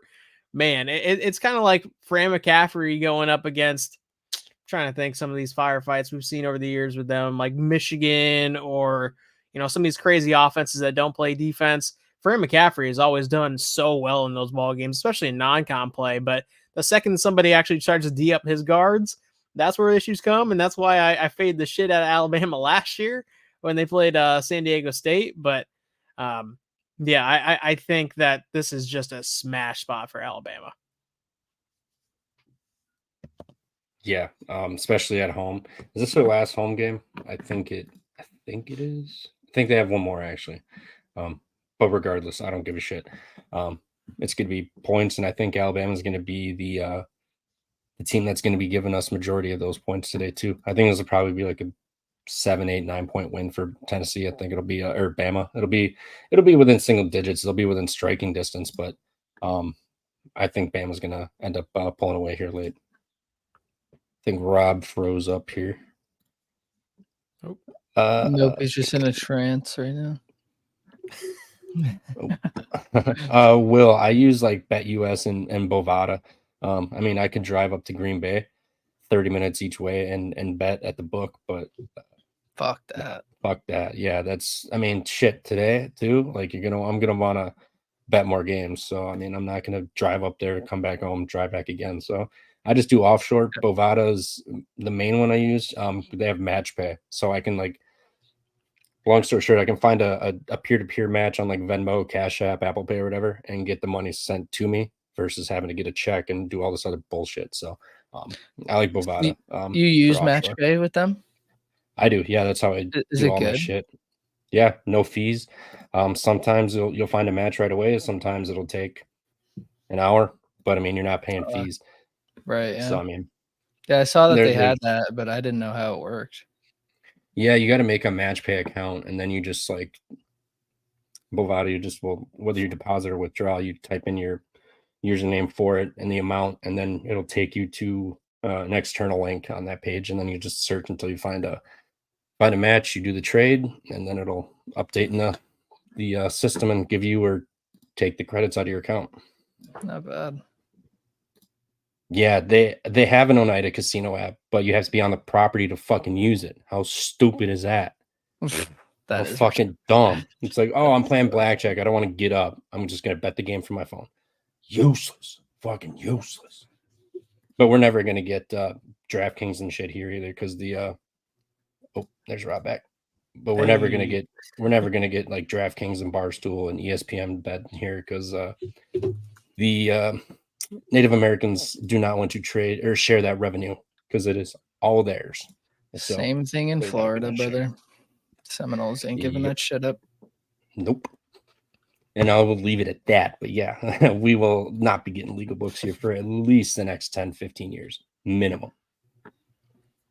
Jeez. Yeah, Rob, we were just talking the end of that what game? Tennessee Bama, so you didn't miss anything. But Sweet. another banger game. New Mexico is at Boise State. A little Mountain West action. This is another midday game that gets buried, I believe. Boise. 7 o'clock. So I mean, it's in that big window with a bunch of games. So yeah, Eileen, it's a tough spot here.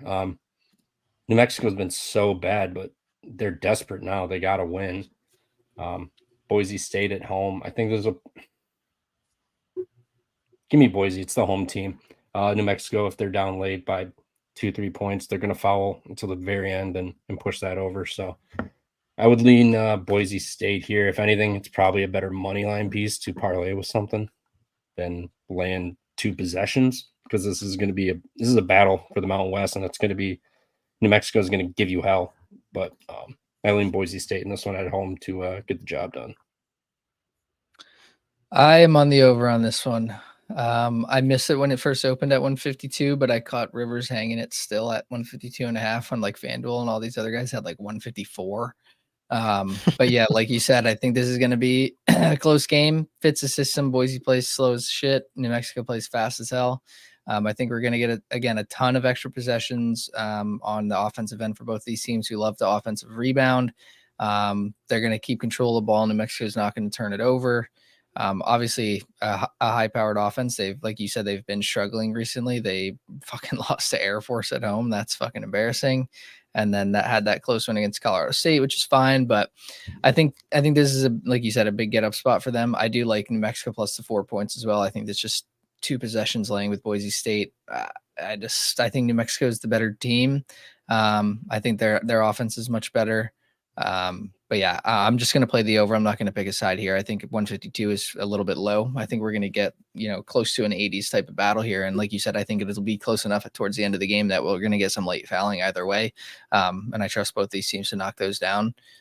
So yeah, 152.5, pretty good number here. Yep. How the fuck did New Mexico lose to Air Force at the pit? I literally couldn't tell you. Weren't they like I didn't even watch that game. I just saw the score. Favorites too. Like they 19. were huge. Oh, this they team were huge favorites. Has been shitting down their leg the last 2 seasons, dude. I don't know what it is with New Mexico, and just like everything lines up for them. They have the talent. Their coaching is as good as it's been in quite some time, and the stars align with a great start the last 3 years, 2 years at least, and every single year down the stretch, they've just been like puking on themselves. I don't get it. They start getting that publicity and people believe in them, and then expectations, and then it's just they shit the bed. I did sprinkle a little bit on New Mexico make Final Four at 26-1, so I've got a small stake in that, but I don't feel too great about that. But in March, I mean, it's all about guard play, and they've got elite guards. So they can easily, I mean, I shouldn't say easily, they have the ability to make a run. It's just a matter of actually getting in. Yeah. That's where we're at with them right now, is them actually being able to get in. If they start to fade down the stretch here, they might be on the outside of the bubble or in the playing game at the very least. I think they've lost 3 of their last 4 home games, which is absurd. because that Yeah, people were slurping on New Mexico's home court. Now seems non-existent. Creighton 7.5 now. wild. Have we talked about Michigan State yet? Nope. No. I was going to bring that game up next. Ooh, hell yeah! I Again, have a play in this game. fuck yeah! Oh, you go ahead. 9.5, 10, 10.5. Toughest line to lay in this sport. And again, Michigan State won. Most desperate spot for Michigan State all season long. Probably the most desperate spot we've seen in Tom Izzo be in the past 5-6 years. Where like their season's hanging in the balance of how they finished off the season because of that loss against Ohio State. Like they might be in the play-in game, kind of like that year that they played UCLA. Like this might be this type of year, but this team is so immensely talented. They've got so many veterans. And again, we kind of talked about it with Big Ten teams going on the road. It's kind of lost its luster a little bit where these teams are weathered, they're experienced, the home and crowds, yes, they're great, but they're starting to kind of get neutralized a little bit, or nullified rather. And I think Michigan State's going to be able to keep this within a 1 to 2 possession margin rather than, this 3 to 4 that's kind of indicated here. Yeah, Michigan State is desperate as fuck, and we've seen Purdue just jump on teams first half, and then second half they just let them back in. I wouldn't be shocked if this isn't senior night either. They've got Wisconsin for that, so they can't wait for Wisconsin to lose by fucking 50 that game. Yeah, Purdue. I think this is Izzo and Painter. Talk about two guys that know each other. I mean, obviously Purdue's roster is far more talented, but Michigan State with Izzo, they can hang in. This is March. They're desperate as fuck. The big piece is going to be Lance Jones. If Lance Jones is getting open and getting all the shots he wants, Purdue can win this game by 20. But I mean, Braden Smith and Fletcher Lawyer, he ain't it. That guy, he had big expectations. He either shows up for 25 points or he's getting like 9-10 points, just looking like a fucking obstacle cone or a traffic cone out there. So, yeah, I think Michigan State keeps us close. Tyson Walker versus Braden Smith is going to be awesome. Hogard and Lance Jones is going to be great. Cohen Carr, I think he's kind of like a matchup. I wouldn't say nightmare, but who on Purdue is going to be athletic enough to cover that guy up and down the floor? I mean, he can just jump over someone and slam it. So I think Gillis will probably have a hell of a matchup with him today, but I think Michigan State can keep this close. Winning is a whole other thing at Mackey, but I think Michigan State can keep this close. We've seen Big Ten teams do this to them. I mean, Rutgers went in and won at Mackey. I mean, granted, Rutgers gives Purdue hell, but or no, they didn't win it. Regardless, Rutgers always gives them hell at home. I mean, Purdue they do have those games where they just don't show up. So this can be the one. Michigan State's going to be extremely motivated, and yeah, I think Cohen Carr is going to have a big game. As I don't know who's really going to be guarding him and sticking with him all game. He's far too athletic for anybody on that Purdue team, so it'll be interesting. Yep. I'm on the big boys rebounds today with Sports Better, like you just said in the chat. We were talking about it last night. Michigan State lacks a fucking big man, which is like their biggest problem is they have nobody down low. So I think Zach Edey is just that line is fucking crazy at 12.5 rebounds. But like I said, who's boxing him out, right? They do not have a big guy that can really compete with him down low and battle him for these boards. So he's playing, 33 minutes a game. I think, like you guys have said, like 9.5 is a crazy, we've seen it. These teams can't cover this number. So if Michigan State keeps it close, he's going to still get all the minutes that he's been playing. So yeah, I think he's 7 out of his last 10 on this, 4 out of his last 5. Like he's obviously, we know Zach Edey's just going to sit in there and be the big tree that he is. So 13 rebounds. I think as long as we get we'll probably see 7-8 in the first half and then we'll be chilling. So I like that. That's my play there. It's over 12.5 rebounds with Sports Better. Yeah, not a bad look. There's nobody on Michigan State who's going to be able to contain him just like the rest of the country. So not a bad look. Another big game we got. A couple big games left. TCU is Headed to Mormon country. Mormons are off of the big. This line is 7 now. So disregard that. But we just saw the Mormons just go into the fog and fucking win. I mean, it was a good matchup for them. Kansas was going to give them the 3 balls and they were falling. So I mean, good win. Now you're coming home. TCU they've been a zombie team all year. They just don't die. Like, you can jump on them, but then they just come back and they make it a game, no matter what. A little bit of a letdown you could see from BYU. I mean, shit, you just went into Kansas and won. I mean, that's a huge fucking win. And I know Moneyline Mac had said this, but I still see it on Twitter too. They're still posting like clips from that fucking Kansas game. Like, they're fucking, rightfully so. It was a huge win, but they're still riding high from that. So coming home, I think everyone's going to expect them to just keep it rolling. But I think TCU can keep this close. I'm not betting it, but I think TCU can lose this game by 4 or 5 points late. It'd be a 1-possession game. Don't get the shot, foul. All of a sudden, 2-3 point game turns into a 6 or 7. So maybe this will push, but I think they're going to keep it within 2-3 possessions for sure. No Ernest Uday though, I believe. Let me check. The biggest problem with BYU is, like, obviously we know this, but they just, like, obviously super mega heavy reliant on the 3 ball. Like, they don't really play interior. They do not shoot any fucking free throws. Like, this team is are they still ranked? I assume they are not still. But Nope. Okay. So they're not. Maybe they will be. And when the next poll comes out, they're 354th in free throws attempted for a team that's been ranked this season, been around that, top 25 team. Like, they just do not go to the free throw line because they only shoot mid-rangers and threes. Which is just crazy. So TCU has a decent 3-point defense. Obviously, being at home in Provo, this is where BYU is going to fucking light it up. But yeah, like, I just don't know what I'm thinking about is just how BYU is going to do in March and see how long they can go with just getting away with just being a fucking Alabama light here. But yeah, I mean, their defense is obviously very good too. This is going to be a fast paced game. I think there's going to be points here. I think it's like 158 or so, but It's dropped to 156.5, 157. I think that's like right where it should be though. I don't really see an edge either side. I stayed off of this game, but yeah, I just think like you said, I don't really trust TCU either, especially on the road here. If I had to pick a side, I'd probably take them though. Like 7 points is a lot.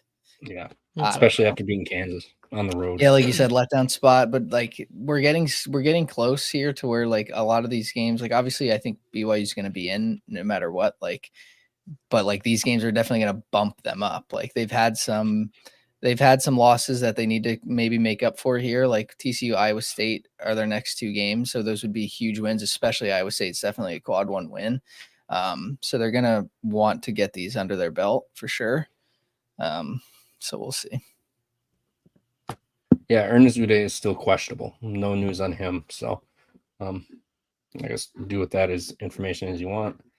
The last big game I had put down here, Gonzaga at St. Mary's tonight. Gonzaga is fighting to keep the at-large bid open. I don't see how they still have it. I mean, they have one win against Kentucky. Otherwise, they've not looked great all year. But I'd like St. Mary's. It's because their name's Gonzaga. It's a joke. It's insane. Gonzaga. It's a joke. They don't have to play anybody. They don't have to play anybody ever, and they will make the tournament. And with they just got to win 23 games, and then they're just like, oh, but Gonzaga won 23 games. Yeah, because they still don't decide. Yeah, they're still not deciding to join a serious conference. Like, well, fuck this league. This league sucks every single year, and also their conference tournament structure is ass. Weird. It's so ass. It's so mind-bogglingly dumb because it's geared to put the top 2 teams in. Like, if the top 2 teams don't make it in, that's embarrassing. I mean, they literally give you like 3 buys. Yep. I remember looking at this last year with you when we did the fucking preview. It was so dumb. Trash. I hate everything about this conference. I hate everything about Gonzaga's national billing unless you actually play teams. Like if you're just kind of like the independent stomper where you just go in and play like Florida and then you bounce around, play Virginia next, and then you're going up to Big Ten and playing Michigan State. Like kudos to you. You're scheduling tough and you're scheduling across the board, and you're probably playing better schedules or tougher schedules than most of the conference or most of the leagues. But you're just beating up on Pepperdine and Pacific, and then all of a sudden you play a big game against St. Mary's, and that goes on your resume. Goodness. Yeah, they have to like stack their non-con if they're gonna stay in this shit league. Like, yeah, they had some decent scheduling, like you said. Like they did play Yale, Purdue, Cuse, UCLA, but then they mixed in Cal State Bakersfield, Arkansas, Pine Bluff, Mississippi Valley State, and Jackson State. Like, we cannot be scheduling bottom 300 KenPom teams when you're playing them on the regular with fucking Pepperdine, Pacific, and Portland in your conference, bro. Like, a Big 12 team that has 3 conference wins is more impressive than a fucking undefeated WCC schedule. Like, legit, these teams are terrible. 100%. I mean, Gonzaga. I will say the Gonzaga versus Kentucky game was a beautiful spot, and that was fucking awesome. That was. They'll always be fun in those games. Like they're good. They're a good program, and they always will pull kids into Gonzaga because of their name and their stature. But like they're that like fuck. Like how many quad 1 wins do they fucking have? Like every year, it's like 3 because they just don't play quad 1 teams ever. Yeah. No, it's a joke. I mean, yeah, they need to Mountain West at least. Like, I'm sure they'll let you in even if you don't play football. Yeah, I mean, Mountain West in basketball is good. To their fucking roster. I mean, if they joined the Mountain West and went undefeated in the Mountain West, it would be fucking impressive. Like the teams in the Mountain West are good. Like I said it last year too. Like I don't know how many bids they're gonna have this year, but like there's like arguably like 4 teams maybe that like are definitely tournament type teams like in the Mountain West. Like they are a good conference. Like if you add Gonzaga there, like they're good. They definitely take a step up. And like if you beat Colorado State, New Mexico, like Utah State, like if you beat these guys 2 times a year, like that's fucking impressive. Like those teams are good. If the current Pac-12 and the Mountain West merged, Pac-2, that would be like literally the best conference in college basketball. Yes, I mean it would be like the ACC isn't competitive. The Big Ten is garbage. Like the Big 12 is always good. Like they always have a great, conference up top to bottom. The SEC has like 3 good teams and then like a bunch of middle of the pack. But like, yeah, if you take the Mountain West like top to bottom and then take those Pac-12 teams, like they're fucking really good. I mean, that's what I was gonna say is shout out Chad. Chad, you're the man. I can't believe his kids wanted to eat breakfast on Saturdays. Oh my gosh. Spoiled. Yeah, they want to watch SpongeBob and fucking we're talking about fucking Gonzaga. Calling Filipowski a pussy. Yeah. It's like, what does that mean? Well, they'll learn eventually. They're gonna grow up to hate Duke, and that's just the way it should be. Teaching them young. Nope. I mean Gonzaga, if they join the Mountain West and Washington State and Oregon State, oh my God, the Mountain West would be fucking sick. I don't know why. I've been asking this since it started. Why has the Mountain West not absorbed like part of the remaining Pac teams? Like before Washington State would be a huge ad for them. Oregon State would be a solid ad for them too.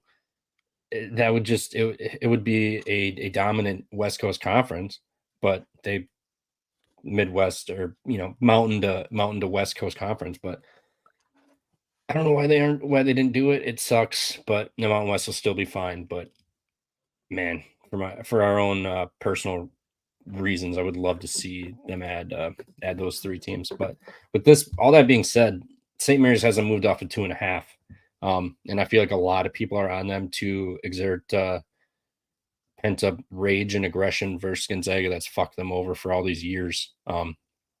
And now they get the chance to. They're laying 2.5 at home where they've been dominating teams. I kind of think Gonzaga wins this game. They are so fucking desperate. They need this game to keep their at-large hopes alive, because there's a very good chance St. Mary's can beat them in the conference tournament. Or I know they just dismantled San Francisco, but San Francisco played probably the worst half of basketball they'd ever played. They did play it all year, so they'll get a chance of revenge. I think it's a spot Gonzaga desperately needs this game, and I think they're probably going to win. We'll see how the day goes. Maybe I add it later tonight. But the fact that this hasn't moved off of 2.5 kind of has me leaning Gonzaga that they're going to keep this game close and maybe even win this game as a revenge. I know St. Mary's went into the kennel and got a dub. The game the students were throwing shit on the floor and everything. So this is a big fucking game tonight, and I think Gonzaga is going to be ready for it. I hope they lose. I hope they lose too, but I see your angle, Trev. This would be the side I would take too. With I don't Gonzaga. want them to win, but I'm in the same boat where it makes total sense to take Gonzaga here, but it's just annoying that they can win this game and that's all they have to do. Like, this is their check mark, is just beat St. Mary's every single year. That's what it is, and St. Mary's is the reverse. Just beat Gonzaga once, and then you're in. All of a sudden, now the WCC has 2 teams. I don't want to go down that rabbit hole again. Fuck this conference. But yeah. Like, give the AAC fucking multiple seeds instead of the shit conference, man. Yeah, 100%. 100%. Are we in the parlay picking portion? You fucking nailed it. I was gonna say we can go back and talk games we missed or games we're intrigued about later, but we should knock out this parlay quick. I know 100%. You said you were on Bama money line there, Rob. Yes, sir. I'll throw in the first leg here. It's not gonna be the first leg that probably goes in terms of the chronological slate of time. And yeah, I fucked this over last week with Baylor, so I apologize. They shit the bed. But I am gonna take Alabama first leg money line. I've got DraftKings and FanDuel pulled up. I don't know if one of you boys wants to do like pull up ESPN Bet or BetMGM. But sure. I've got MGM on my phone. I'll run that one if you want to do ESPN. Yep. Sweet. Yeah. All Let right. me. NCAA. All right. We're doing money line and minus. Yep, I'm just doing money line. I'm seeing minus 170 on FanDuel and DraftKings out the gate. See if I can even find the game, my dumbass. I hate the way ESPN does shit. This structure sucks. Okay, I got it. I don't know what I want to do for mine, bro. No Bama. There we go. Okay.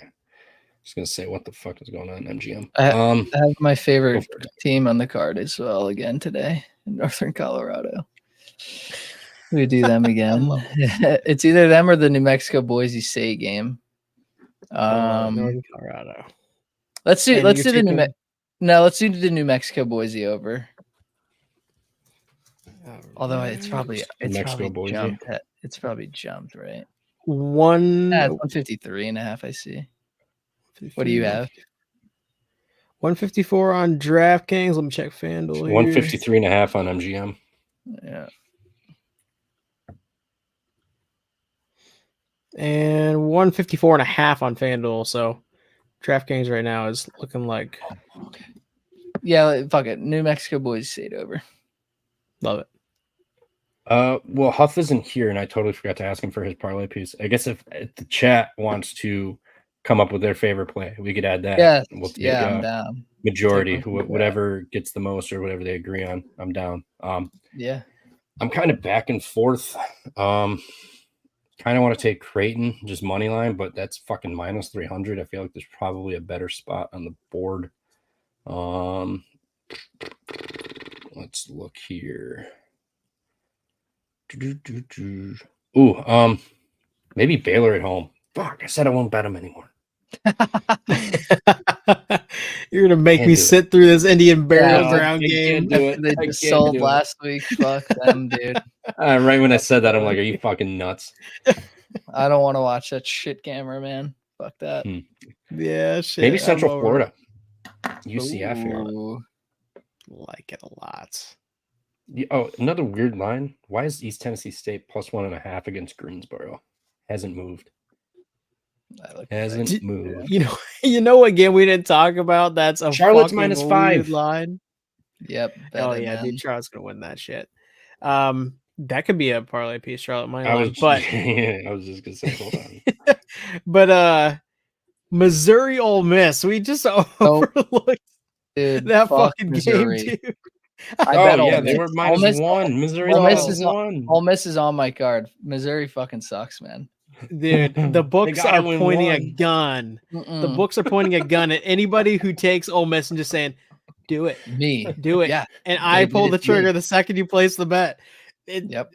Dead man walking, Nick. You're going against No. you're going against Vegas right here. That team You're going against sucks, Vegas. man. I don't give I'm a on fuck. Missouri. I got +2.5. So I don't know if you got money line. I have or money what, but- line. Yeah. Okay, so we can middle. Ole Miss by 1. or two. I got 2.5. Yeah, sure. So we can. Now this- I'll give you. This to me I'll was give like you- the same handicap as Georgia when they went to fucking Vandy, bro. Like it was a pick 'em and it made no sense. Like I know Ole Miss has looked terrible and Missouri is terrible, but like it's the same thing. Like Georgia lost like 4 games in a row going to Vandy, who fucking sucks. And it's like you're giving me -1 with a team that like can hung around with Bama. Georgia was in these games and then they just shit their pants and lost it. But like, bro, Ole Miss is not one. Like, this is not a pick 'em. I don't give a fuck if it's at Missouri, bro. That team is terrible. Like, They are Ole Miss, terrible. Ole Miss is they were hyped up in the beginning of the season because they started really hot. We knew they were going to fall off as soon as conference play started, but they are not 1 point better than fucking Missouri, dude. They've got to win a conference game. This team made the round of the Sweet 16 or the round of 32. Which one was it? Yeah, they Losing lost. Kobe Brown was They bigger fucking than I beat think people Utah thought. State. They beat Utah State, my darling, last year in the first round. Yeah. Yeah, but they lost. They lost Kobe.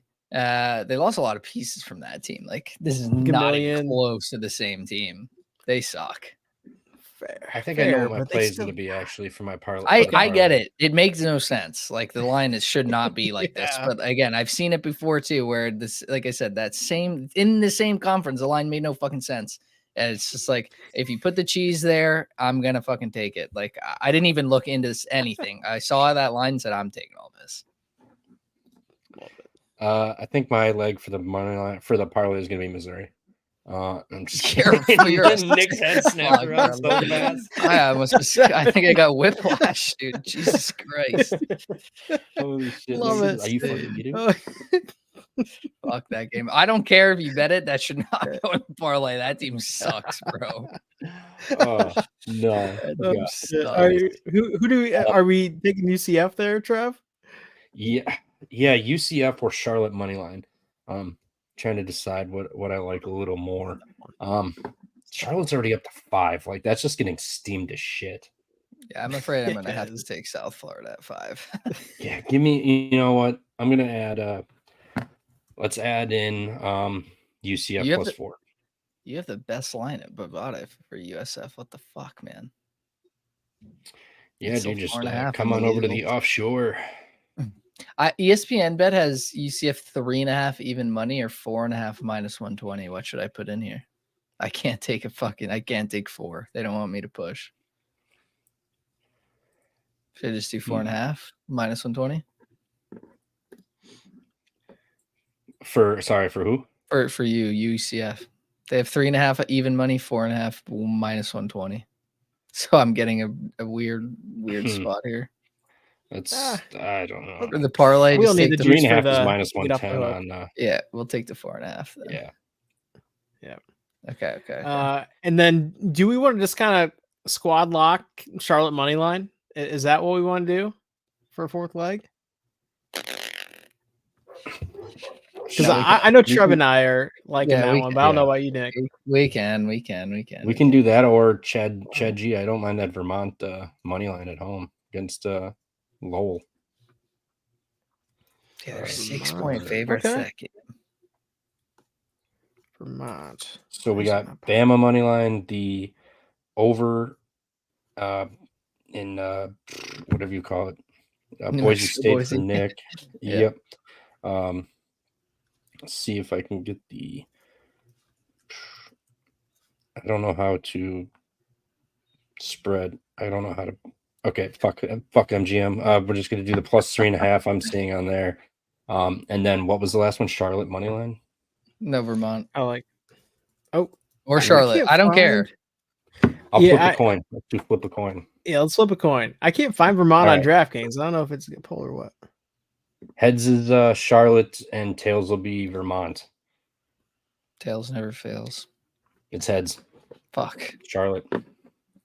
Fuck. All right. I don't lie.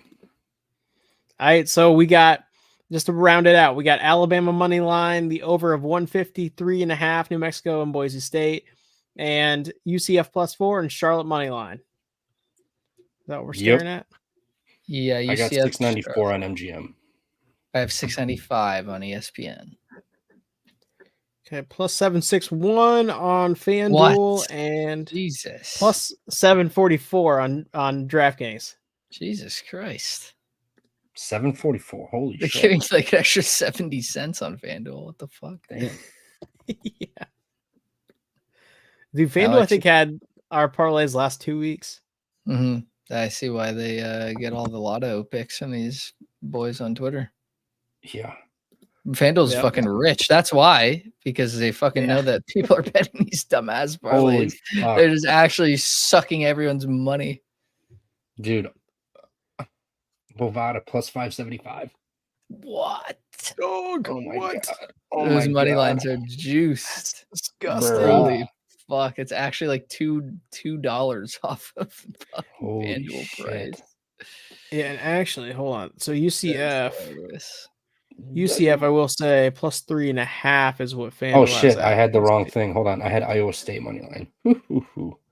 Hold up. All right. Oh, that would Wait, be you had why. Iowa State money line, and you've got +575. What? Yeah. Yep. Oh if I shit! add- that makes sense. There we go. Oh, If that I makes add Central Florida +729. Okay, that's looking Nice. better. Ah. Hold on here. Let So me where update we because UCF on FanDuel is +3.5. Let me just it's 3.5 on MGM too. do an It's alternate. 4 on Bovada. Yep. Yeah, if I did 3.5, I have 767 on ESPN. Okay, yeah. Honestly, I think because of where the line's at, because I mean on FanDuel too, the over is 154.5. I think the best value is probably DraftKings +744 because you get over 154 with the total. You get UCF +4 at -110 and Charlotte money line at a reasonable price. There we go. So the Saturday is UCF +4, Boise, New Mexico over 153, Charlotte money line, and then Alabama money line. That is correct. Yep. I've got Charlotte just went -220 now. I got 717 on Bovada here. It was 727. I got +744. Perfect. And points bets I saw that +644. 575, and I was like, "What the fuck?" Shout out to Elliot Money for helping us out with the points bet angle too. I got banned on there because they're losers, but yeah, and +644. Yeah, get out of here with that shit. DraftKings, I guess, is the way to go for the people that have all the access to those types of books. Let's ride. Hell yeah. I guess, is there any other games or well, I did see Huffer what he posted. We could disregard this Charlotte leg and add his leg if we wanted, or we could just run. I've Right, already the placed same. it, so I don't want to do another one, to be honest. All right, Just no, 'cause, we're yeah. good. He was it was Providence money line, so Oh, would okay. have been first leg of the day immediately, which nothing wrong with that. I'm just gonna add this Alabama money line, Boise plus UNM over 153.5, Charlotte money line, and UCF +4. What'd you say that was, Rob? +744.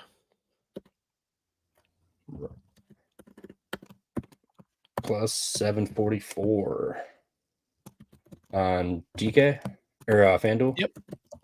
DK. DK, gotcha. All right, cool. Well, I got that. I will tweet it out.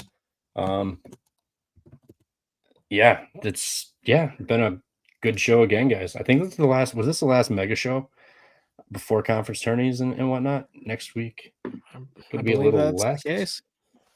Damn. Crazy. Well, I can.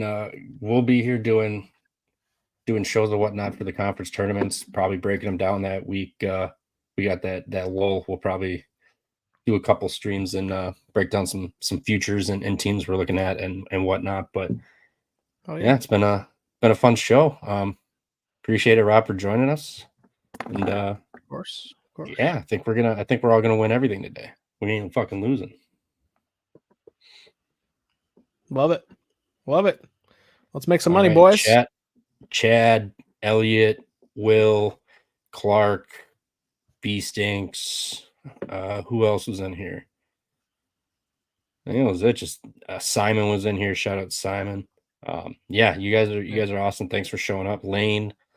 Yeah, thanks for showing up. Appreciate it. And we will see you guys later this week and some more shows. And good luck with your bets today. Best of luck, boys.